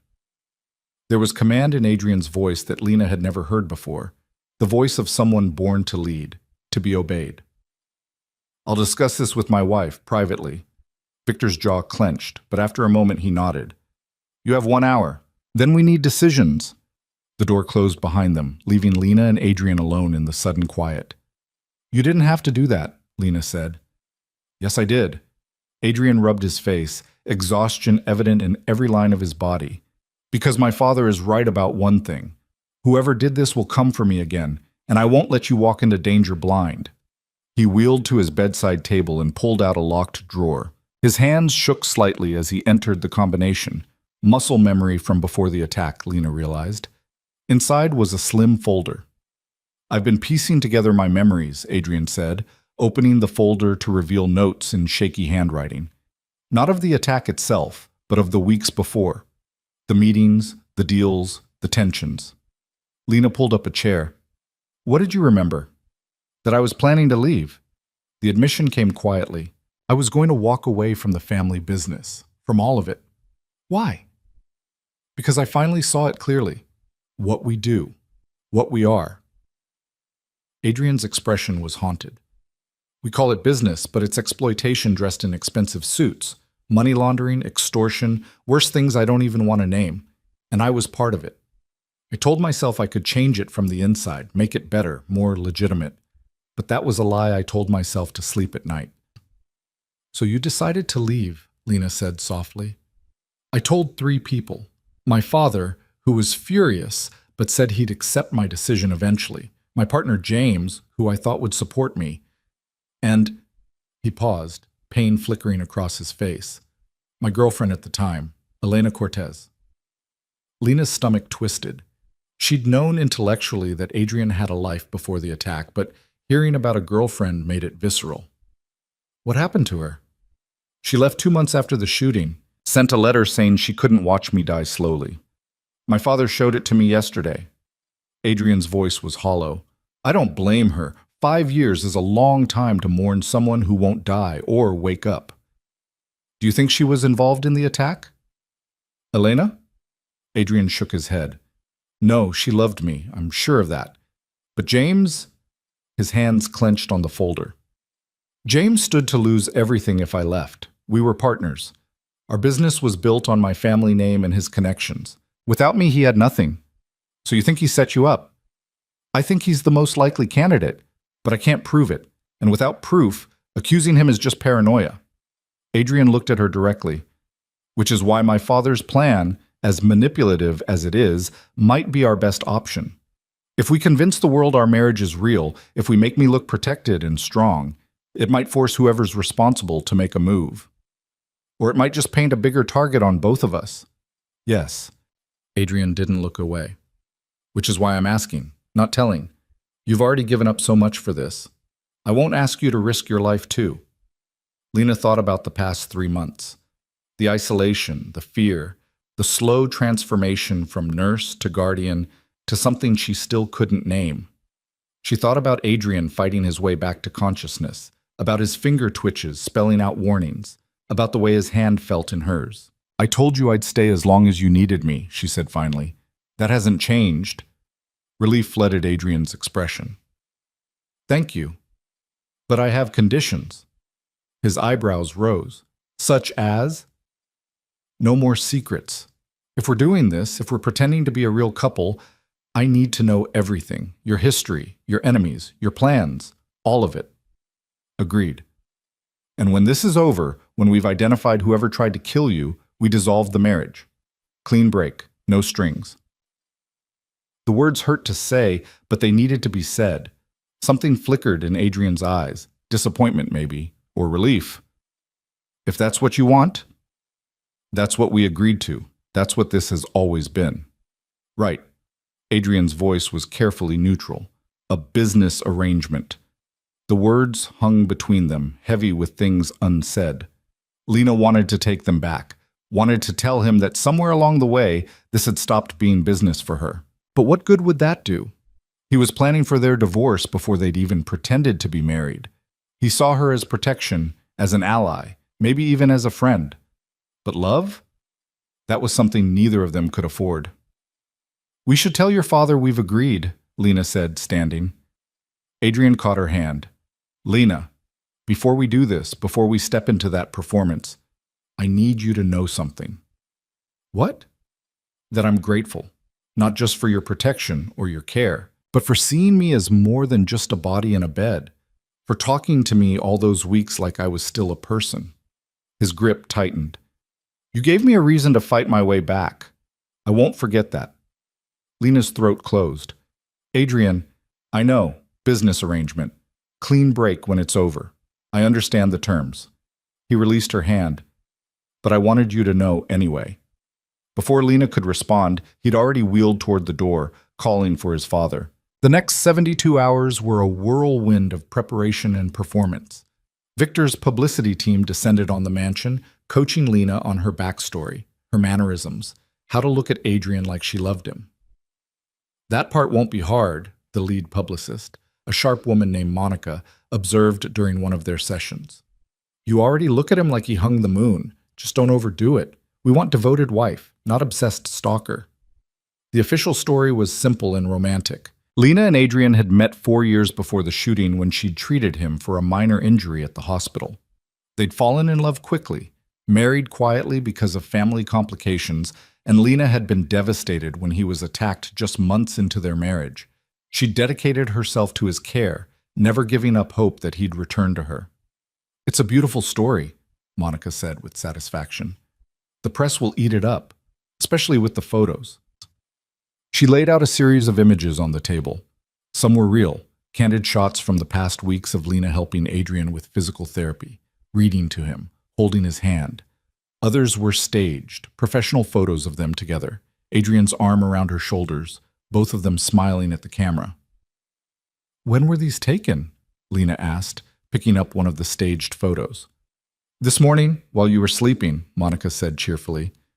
We have an excellent photographer, very discreet. You photographed us without permission? We photographed Mr. Vale's wife caring for him. Nothing inappropriate. Monica's smile was sharp. Everything we do is about controlling the narrative, Mrs. Vale.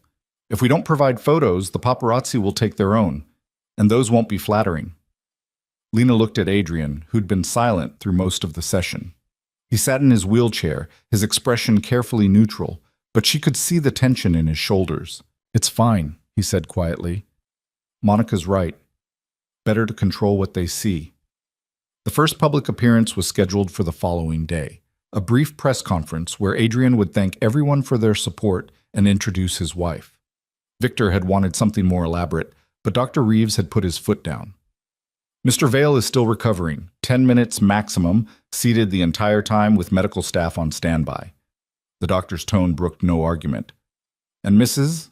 Vale stays with him. If he shows any signs of distress, the conference ends immediately. Understood, Victor said, though his expression suggested he found the restrictions irritating. That night, alone in Adrian's room after another grueling physical therapy session, Lena helped him back into bed. His strength was improving daily, but he was still weak, still vulnerable. The thought of parading him in front of cameras and reporters made her stomach churn. You don't have to do this, she said, checking his vitals. We could tell them you're not strong enough. And show weakness to whoever's hunting me? No. Adrian caught her hand as she adjusted his IV, but I'm glad you'll be there. Someone has to make sure you don't collapse on camera. Is that the only reason? His gray eyes held hers, searching for something. What other reason would there be? I don't know. You tell me. The air between them felt charged, dangerous. Lena pulled her hand back, busying herself with his medication chart. Your pain levels have decreased, she said, deliberately changing the subject. That's good progress. Lena. And your range of motion is improving. Dr. Reeves thinks you might be able to use a walker by next week. Lena. Adrian's voice was firmer now. Look at me. She did, reluctantly. The intensity in his gaze made her breath catch. When this is over, he said slowly, when we've caught whoever did this and dissolved the marriage like we agreed, what then? Then I take my payment and disappear, like your father planned. That's what you want? To disappear? What Lena wanted was to stay, to keep helping him recover, to see who he became when he was finally free of this nightmare, to find out if the connection between them was real or just a product of extreme circumstances. What I want is irrelevant, she said instead. We both know how this ends. Adrian stared at her for a long moment. Then he nodded slowly. Right, of course. The disappointment in his voice cut through her, but Lena forced herself to maintain the distance. Getting attached was dangerous. Hoping for more than the contract promised was foolish. She'd learned that lesson already. You should sleep, she said, dimming the lights. Tomorrow's going to be difficult. Will you stay? The question was quiet, almost vulnerable. Until I fall asleep? I always do. She settled into her familiar chair, watching as Adrian's eyes gradually closed. But unlike the past 3 months, tonight he watched her back, his gray eyes tracking her every movement until exhaustion finally claimed him. The press conference was a carefully orchestrated performance. Adrian sat in an expensive chair rather than his wheelchair, a concession to vanity that Lena had argued against but lost. She stood slightly behind him, one hand resting on his shoulder, playing the part of the devoted wife. Cameras flashed endlessly, reporters shouted questions, and Adrian handled it with the same command he'd shown with his father, his voice growing stronger as he spoke. I want to thank everyone for their support during my recovery, he said, his tone measured and calm. The past 5 years have been challenging for my family, but I'm grateful to be back. Mr. Vale, can you tell us about the circumstances of the attack? A reporter called out. The investigation is ongoing. I have full confidence it will be resolved. What about your marriage? Records show you married shortly before the shooting, but this is the first time your wife has been seen publicly. Adrian's hand came up to cover Lena's where it rested on his shoulder. The gesture looked natural, affectionate, but Lena could feel the tremor in his fingers. Exhaustion or emotion, she couldn't tell. My wife has been my constant support, Adrian said, looking up at her with an expression that seemed almost genuine. She never gave up on me, even when others did. I owe her everything. The words were scripted, practiced, but the way he looked at her felt real. Lena smiled down at him, hoping the cameras caught devotion rather than confusion. Mrs. Vale, how did you maintain hope for 5 years? Another reporter asked. This was Lena's cue. Monica had coached her extensively on this answer. I loved him, she said simply, letting emotion she didn't have to fake color her voice. That doesn't stop just because someone can't respond. Every day I hoped. And eventually, hope was enough. The reporters ate it up. Questions flew faster, more personal, more invasive. Lena felt Adrian's hand tighten on hers, felt the tension radiating through him. That's all the time we have, Malcolm announced, stepping forward. Mr. Vale needs to rest. Thank you all for coming. The moment they were backstage, away from the cameras, Adrian slumped. Lena caught him as his legs gave out, easing him back into the wheelchair. I'm fine, he said through gritted teeth, just tired. You pushed too hard. Lena checked his pulse, elevated, but not dangerously so. You're going straight to bed. In a moment, first, he looked up at her, vulnerability stark in his gray eyes. How did I do? Was it convincing? Very, Lena said softly. They believed every word. And you? Did you believe it? The question hung between them, weighted with meaning Lena wasn't sure she understood. Before she could answer, Victor appeared with Monica in tow. Excellent work, Victor said with satisfaction. The footage is already going viral. Devoted wife nurses crime heir back to life. It's perfect. Glad our pain is good publicity, Adrian said dryly. Your pain is leverage, Victor corrected, which we're going to use. Malcolm has already started reaching out to known enemies, letting them know you're recovering rapidly, that you're remembering more each day. But I'm not remembering, Adrian protested. They don't know that, and the uncertainty will make them nervous. Nervous people make mistakes. Victor's smile was predatory.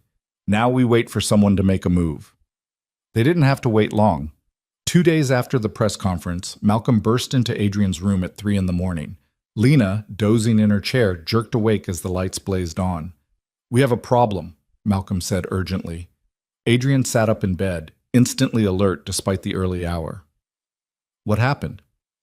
"James Keller resurfaced. He called the house 20 minutes ago, asking to speak with you." The temperature in the room seemed to drop. Adrian's expression went perfectly still, the way Lena had learned meant he was thinking fast and furious. "Where is he?" Adrian asked. "He wouldn't say, but he wants to meet. Tomorrow. Alone." "Absolutely not," Lena said immediately. "It's obviously a trap." "Probably," Adrian agreed, "but it's also an opportunity. If James is involved, meeting him might give us answers." "Or get you killed," Lena shot back. "You can barely walk. How are you supposed to defend yourself?" "I'll have security." "He said alone," Malcolm interrupted. "He was very specific. You and him, no one else, or the meeting doesn't happen." "Then the meeting doesn't happen," Lena said firmly. "This is insane. This is necessary." Adrian swung his legs out of bed, gripping the rail as he stood on shaking legs. "James was my best friend. If he's involved, I need to know why. I need to hear it from him. And if he shoots you again? Then we'll finally know for sure he was behind it." Adrian's voice was grim. "Either way, we get answers." "No." Lena moved between Adrian and Malcolm, her hands clenched. "I won't let you walk into an ambush. Not when you're still recovering. Not when—" She stopped, throat closing on words she couldn't say. Adrian's expression softened. He reached out, cupping her face in his hand, a gesture so gentle it made Lena's heart ache. "I know you're scared," he said quietly. "I'm scared too. But I've been running from this for 5 years. Even if I don't remember the attack, I remember the fear of always looking over my shoulder. I won't live like that anymore." "Then let me come with you," Lena pleaded. "I'm your wife. That's what the world believes. Let me be there.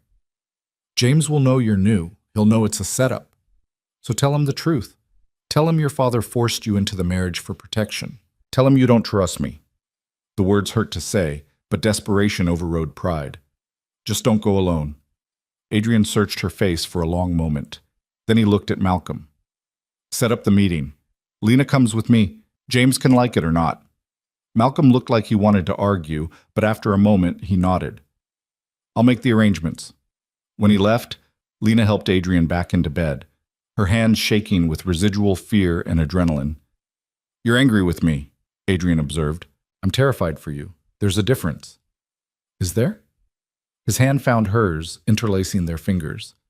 "Lena, if something happens tomorrow, nothing's going to happen. But if it does, I need you to know something." Adrian's voice was serious, his gray eyes locked on hers. "These past weeks, getting to know you, trusting you, it's been the only real thing in my life.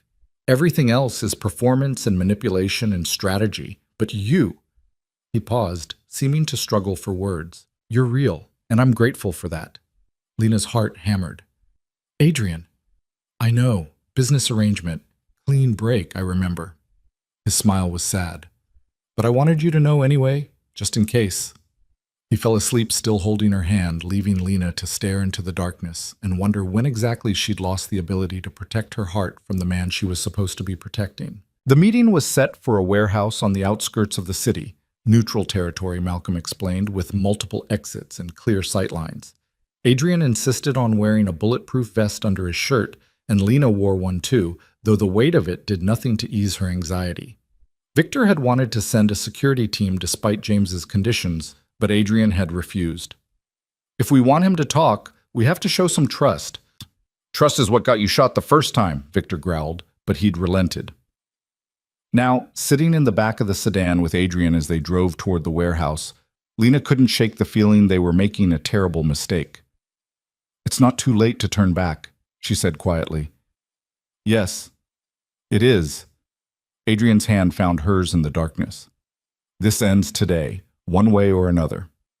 The warehouse was exactly as bleak as Lena had imagined. Crumbling brick, broken windows, the kind of place where bad things happened and no one heard the screams. The sedan stopped at the entrance, and Malcolm turned from the driver's seat. "I'll be monitoring from here. First sign of trouble, I'm calling in the team." "Understood." Adrian opened the door, his movements still stiff but stronger than they'd been even a week ago.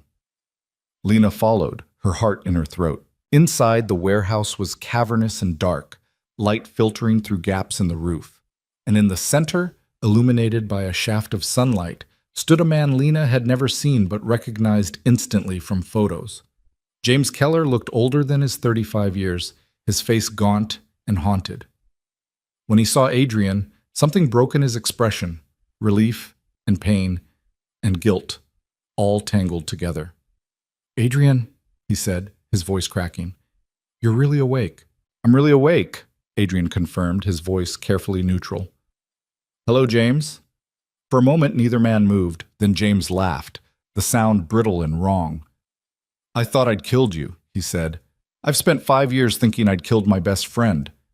The confession hung in the air like smoke. Lena's hand went to the gun Malcolm had given her. Insurance, he'd called it. But Adrian stepped forward, his expression unreadable. "Tell me why," he said quietly. "Tell me why you did it." And James Keller, the man who'd shot Adrian Vale 3 times and left him for dead, began to cry. The sound of James Keller weeping in the empty warehouse was somehow worse than any confession. Lena's hand stayed on the gun, but she didn't draw it. Adrian stood perfectly still, his body tense, but his face carefully blank as he watched his former best friend break apart. "They had my sister," James finally choked out between sobs. "They took Emma, and they said if I didn't do it, they'd kill her. They'd make me watch." "Who?" Adrian's voice was quiet, deadly calm. "Who had Emma?" "Your cousins, Marcus and Veronica." James wiped his face with shaking hands. "They came to me 6 months before the attack, said they knew about your plans to leave, said they couldn't let that happen. The family business would collapse without you, and they'd lose everything. So they decided to kill me instead. They said it would be quick, painless, that you wouldn't suffer." James laughed bitterly. "They lied about that too. I shot you 3 times and you still wouldn't die. You just kept looking at me with those eyes, like you couldn't believe I'd—" His voice broke again. "I'm sorry. I'm so sorry." Adrian swayed slightly, and Lena immediately moved to his side, supporting his weight. She could feel the tremor running through him, could see the careful control fracturing. "Where's Emma now?" Adrian asked, his voice rough. "Dead." The word was flat, emotionless. "They killed her anyway, 2 weeks after the shooting. Made it look like a car accident. I've been running ever since, trying to find proof, trying to find a way to make them pay without getting myself killed, too. And the meeting today? When I heard you were awake, I thought—" James finally looked directly at Adrian, his eyes red and hollow. "I thought maybe you'd remember. Maybe you could testify against them. Maybe Emma's death wouldn't be for nothing." "I don't remember the attack," Adrian said. "My memory of that day is gone." James's face crumpled. "Then it was all for nothing. Emma died for nothing. I destroyed my best friend for nothing." "Not nothing." Adrian's voice hardened. "You just gave me everything I need to destroy them." He pulled out his phone, and Lena realized with a shock that it had been recording the entire conversation. James stared at the device, understanding dawning. "You recorded me?" "I recorded your confession, which includes naming Marcus and Veronica as the architects of an attempted murder." Adrian's smile was sharp and cold. "That's not nothing, James. That's justice. They'll kill me the moment they know I talked. Then you'll need protection, witness protection, federal custody, whatever it takes." Adrian's grip tightened on Lena's arm, the only sign of how much this was costing him. "But first, you're going to tell me everything. Every conversation, every threat, every detail about how they planned this, and then you're going to testify." "Adrian, you shot me 3 times and let me rot in a coma for 5 years while my father married me off like a piece of property and my cousins plotted to finish the job." Adrian's voice was ice and fury. "You owe me this, James. You owe Emma this. So start talking." What followed was 2 hours of painful testimony. James described how Marcus had approached him first, charming and persuasive, explaining how Adrian's departure would ruin the family, how Veronica had been the one to actually arrange Emma's kidnapping, using connections from her mother's side of the family, how they'd provided the gun, the location, the exact timing when security would be minimal. "They thought you'd die immediately," James said, his voice hollow. "When you survived the shooting, they panicked. Marcus wanted to finish you in the hospital, but your father locked down security too tight, so they waited. Figured you'd die eventually, or your father would give up." "But he didn't," Lena said quietly. "No. Victor Vale doesn't give up on anything he considers his." James looked at her directly for the first time. "Who are you? I know you're not Elena." "I'm his wife," Lena said, the lie coming easier now. "The real one." Something like relief crossed James's face. "Good. Elena left him. She didn't deserve him anyway." He turned back to Adrian. "What happens now?" "Now we give this recording to the FBI." Adrian's voice was steady, despite the exhaustion Lena could feel radiating from him. "And then we end this." Malcolm was already on the phone when they returned to the car, coordinating with federal agents who'd apparently been waiting on standby. Lena helped Adrian into the back seat, watching his face carefully. He'd held himself together through James's confession, through the brutal details of betrayal and murder. But now, in the privacy of the car, she could see the cracks forming. "Are you okay?" she asked softly. "No." Adrian leaned his head back against the seat, eyes closed. "My best friend tried to kill me on my cousin's orders.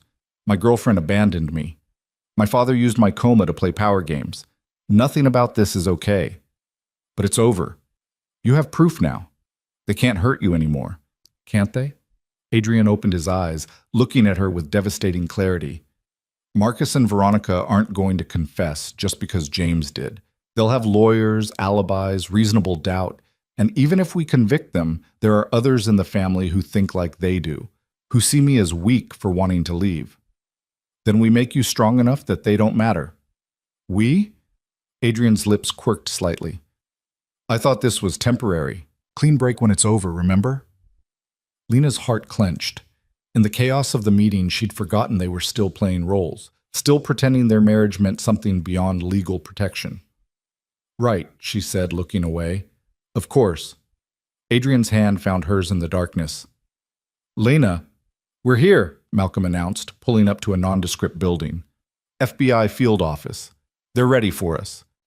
The next 72 hours were a blur of statements, interviews, and legal proceedings that Lena barely understood. Adrian testified for hours, his voice steady as he described the family dynamics, the business operations, everything he knew about Marcus and Veronica's positions and capabilities. James corroborated every detail, his confession damning and comprehensive. The arrests happened at dawn on the third day. Federal agents descended on the Vale mansion simultaneously, taking Marcus and Veronica into custody, while Victor watched with an expression that might have been satisfaction or might have been grief. Lena couldn't tell. "It's done," Victor said when Adrian and Lena returned to the mansion that afternoon. "They'll be charged with conspiracy to commit murder, kidnapping, and about a dozen other crimes. The evidence is overwhelming." "Good," Adrian said flatly. "There's more." Victor handed him a document. "Isabel confessed to leaking your awakening to the press. She wasn't involved in the shooting, but she hoped the publicity would force you into public view, make you vulnerable. She's cooperating with authorities in exchange for immunity." Adrian read the document without expression, then set it aside. "Fine. What about the family business?" "That's what I wanted to discuss with you." Victor sat behind his massive desk, looking older than Lena had ever seen him. "With Marcus and Veronica facing life sentences, their shares revert to you. Combined with what you already own, you'll control 60% of the company." "I don't want it," Adrian said immediately. "Adrian, I don't want it," he repeated, his voice firm. "I told you 5 years ago I was leaving. That hasn't changed just because someone shot me for it. And what will you do instead? You have no other training, no other skills. I have a law degree I never used because you pushed me into the business. I have investments of my own outside the family structure. And I have time to figure out who I want to be when I'm not living in your shadow." Adrian stood, swaying slightly. Lena immediately moved to support him. Sell my shares. Distribute them among the legitimate branches of the family. I'm done. Victor's expression hardened. You'd walk away from your birthright? I'd walk away from a legacy built on exploitation and violence. Yes. Adrian's gaze never wavered. You kept me alive, and I'm grateful for that, but I won't spend the rest of my life becoming you. For a long moment, father and son stared at each other. Then Victor nodded slowly. You're stronger than I gave you credit for, he said quietly. Your mother would have been proud. It was the first time Lena had heard him mention Adrian's mother. Adrian's expression flickered with surprise, then something softer. Thank you, he said. There's one more matter. Victor's gaze shifted to Lena. Your marriage. Now that the threat has been eliminated, I assume you'll want to proceed with the annulment. The word hit Lena like a physical blow. Of course. The contract. The deal. Everything they'd agreed to from the beginning. Yes, Adrian said, and Lena's heart shattered. I want to proceed with dissolving the marriage. I'll have Malcolm draw up the paperwork. Mrs. Vale, your settlement will be transferred within 48 hours. $2 million as promised, plus a bonus for your service during the investigation. You're free to go. Free. The word should have brought relief. Instead, it felt like a door slamming shut.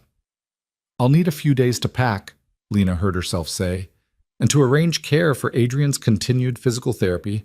That won't be necessary, Adrian interrupted, still not looking at her. I can hire professional staff. Professional staff. Not her. The message was clear. Of course, Lena said, fighting to keep her voice steady. Then I'll be out of your way by tomorrow. She left the office before either man could see her cry. That night, Lena packed her meager belongings with shaking hands. It was ridiculous to be this devastated. She'd known from the beginning this was temporary. She'd known Adrian saw her as protection, as a means to an end. She'd known falling in love with him was the stupidest thing she could possibly do. She'd done it anyway. Knock, knock. Lena turned to find Mrs. Chen standing in the doorway, her expression uncharacteristically gentle. I heard you're leaving, the housekeeper said. Tomorrow morning, as soon as possible. That's a shame. Mr. Adrian needs you. He has professional staff now. He doesn't need me. Mrs. Chen stepped into the room, closing the door behind her. I've worked for this family for 30 years. I've seen Adrian grow from a boy to a man, and in all that time, I've never seen him look at anyone the way he looks at you. He looks at me like an employee he's grateful to. He looks at you like you're the only real thing in his world. Mrs. Chen moved closer, her voice soft. I watched you care for him all those months. I saw you fall in love with him, and I saw him fall in love with you too, even when he couldn't move or speak. We're not... Lena's voice broke. It was never real, wasn't it? Mrs. Chen touched her shoulder gently. Maybe it started as a business arrangement, but what I saw in that room wasn't business. It was two people saving each other. Then why did he agree to end it so easily? Because he's terrified. Because everyone he's ever trusted has either betrayed him or left him. Because letting you go feels safer than risking you choosing to leave later. Mrs. Chen smiled sadly. But that doesn't mean it's what he wants. What am I supposed to do? Beg him to love me? No.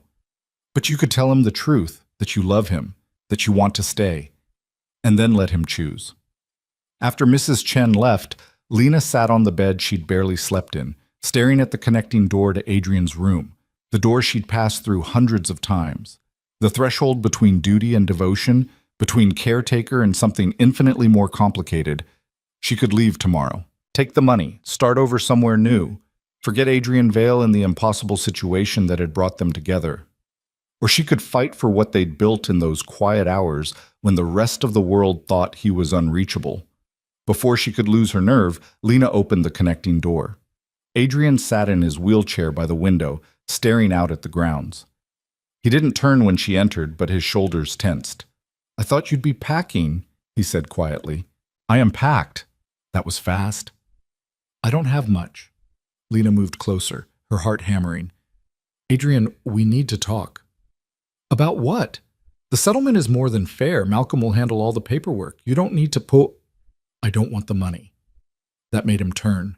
His gray eyes were shadowed, his expression carefully guarded. What? I don't want the settlement. I don't want the annulment. I don't want to leave. The words came out in a rush, terrifying and liberating. I want to stay. Adrian stared at her. Lena, you don't know what you're saying.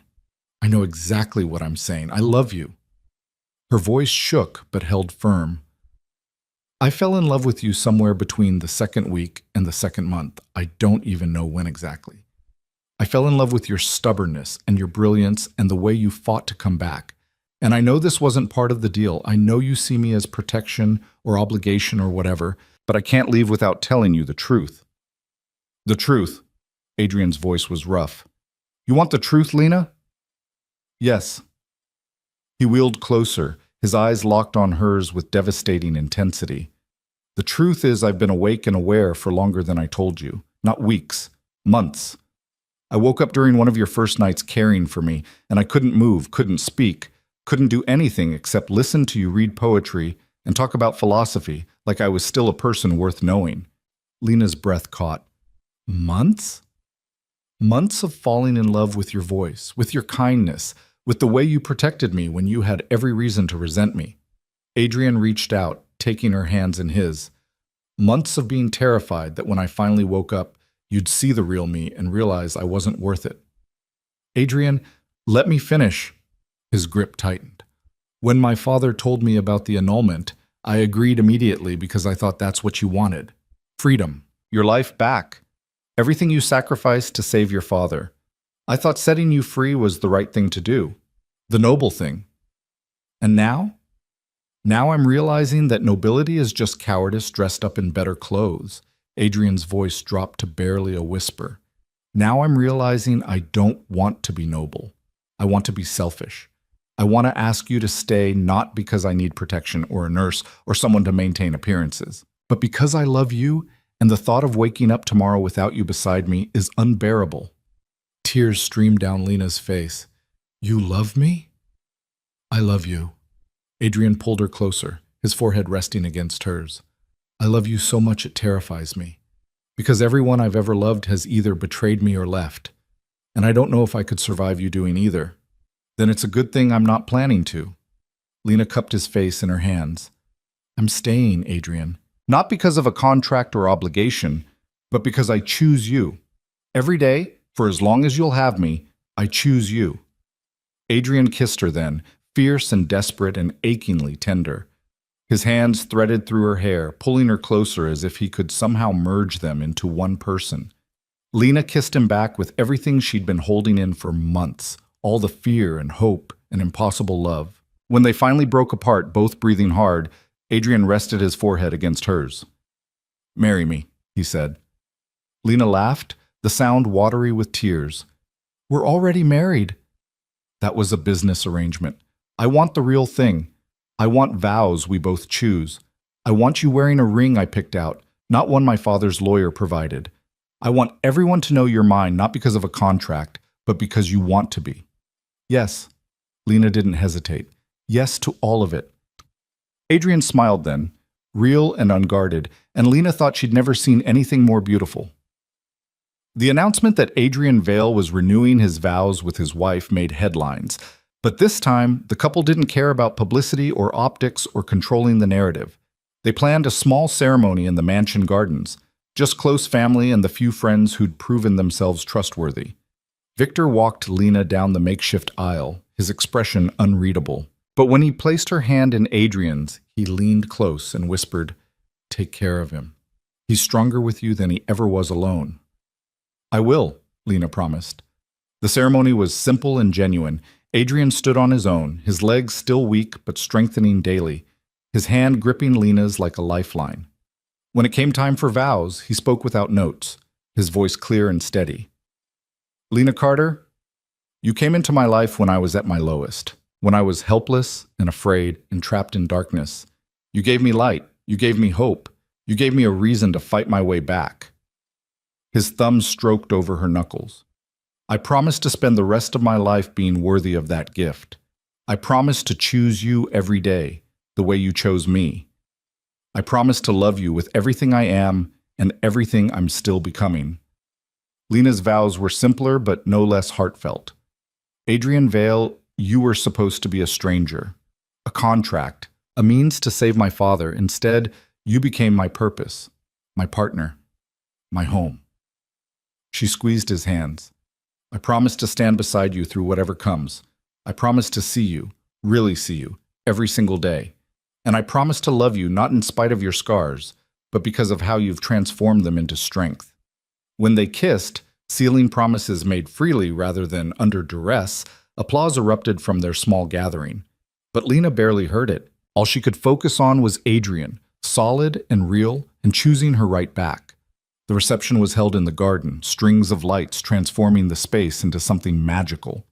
Adrian managed to dance with Lena for one song before his legs gave out, and they ended up laughing on a bench while Dr. Reeves scolded about overdoing it. Worth it, Adrian said, pulling Lena close. Totally worth it. Weeks turned to months. Adrian's strength continued to improve until he could walk unassisted, though he still tired easily. Together, they moved out of the Vale mansion and into a smaller house on the outskirts of the city, far from the family drama, but close enough to visit. Adrian enrolled in graduate school, studying international law with a focus on human rights. Lena returned to nursing part-time, working with trauma patients who needed the kind of patience and dedication she'd developed caring for Adrian. They built a life together piece by piece. Quiet mornings drinking coffee on their porch. Long evenings discussing his cases and her patients. Lazy weekends where they did nothing but exist in each other's presence. It wasn't perfect. Adrian still had nightmares about the shooting, about betrayal, about losing everything again. Lena still struggled with anxiety about his health, about the future, about whether she deserved this happiness. But they worked through it together. That was the difference between their forced beginning and their chosen continuation. They were partners now, equals, facing life as a team rather than as keeper and kept. Marcus and Veronica were convicted and sentenced to life in prison without parole. The trials were brutal, but Adrian testified with calm precision, his words damning and final. When the verdicts were read, he showed no satisfaction, only grim relief that it was over. James Keller entered witness protection and disappeared. He sent one letter to Adrian before vanishing, apologizing again and wishing him happiness. Adrian never responded, but he kept the letter in his desk drawer. Some wounds healed better without constant reopening. Victor remained distant but supportive.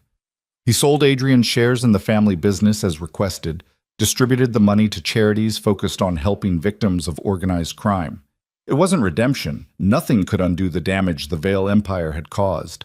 But it was a start. 1 year after their second wedding, Adrian and Lena sat on their porch as the sun set, his arm around her shoulders, her head on his chest. "I've been thinking," Adrian said quietly. "Dangerous," Lena teased. "I want to start a foundation for people who get trapped in situations like mine, like James's sister, people who need protection from powerful families." "That's a beautiful idea. I want you to help me run it." He kissed the top of her head.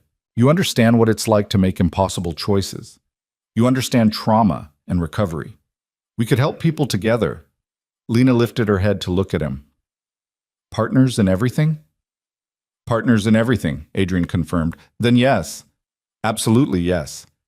They kissed as the sun painted the sky in shades of gold and amber, the past finally behind them, the future stretching out like a promise they could actually believe in. What had begun as a deal with no escape had transformed into a choice made freely every single day. Lena chose Adrian, his strength and his vulnerability, his brilliance and his scars. And Adrian chose Lena, her fierceness and her tenderness, her protection and her love. They chose each other. And in a world built on control and manipulation and power, that choice was the most revolutionary act of all. Years later, when people asked Lena how she and Adrian had met, she would smile and say they'd found each other in the darkness. And when they asked if she believed in fate, she would think about that night in the hospital corridor, about Malcolm Gray's impossible offer, about signing her name next to a stranger's. "No," she would say, "I don't believe in fate. I believe in choices. And I chose to save my father. Adrian chose to fight his way back to consciousness. We both chose to build something real out of something forced. That's not fate. That's just two people refusing to let circumstances define them. And if the person asking looked skeptical, If they suggested that maybe there was something magical about their story after all, Lena would take Adrian's hand and squeeze it tight. The only magic, she would say, is choosing to love someone even when it's hard, even when it's complicated, even when it starts with a contract instead of romance. We chose each other. That's the whole story. Adrian would kiss her temple and add, "Best choice I ever made." And Lena, her heart full of the kind of love she'd never imagined finding in a mansion ruled by power and fear, would whisper back, "Mine too." Because in the end, that was what their story had always been about. Not destiny or fairy tales or romance novel miracles. Just two broken people choosing to heal together. Choosing to trust when trust seemed impossible. Choosing love over fear, partnership over isolation, hope over despair. They chose each other. And that choice made all the difference.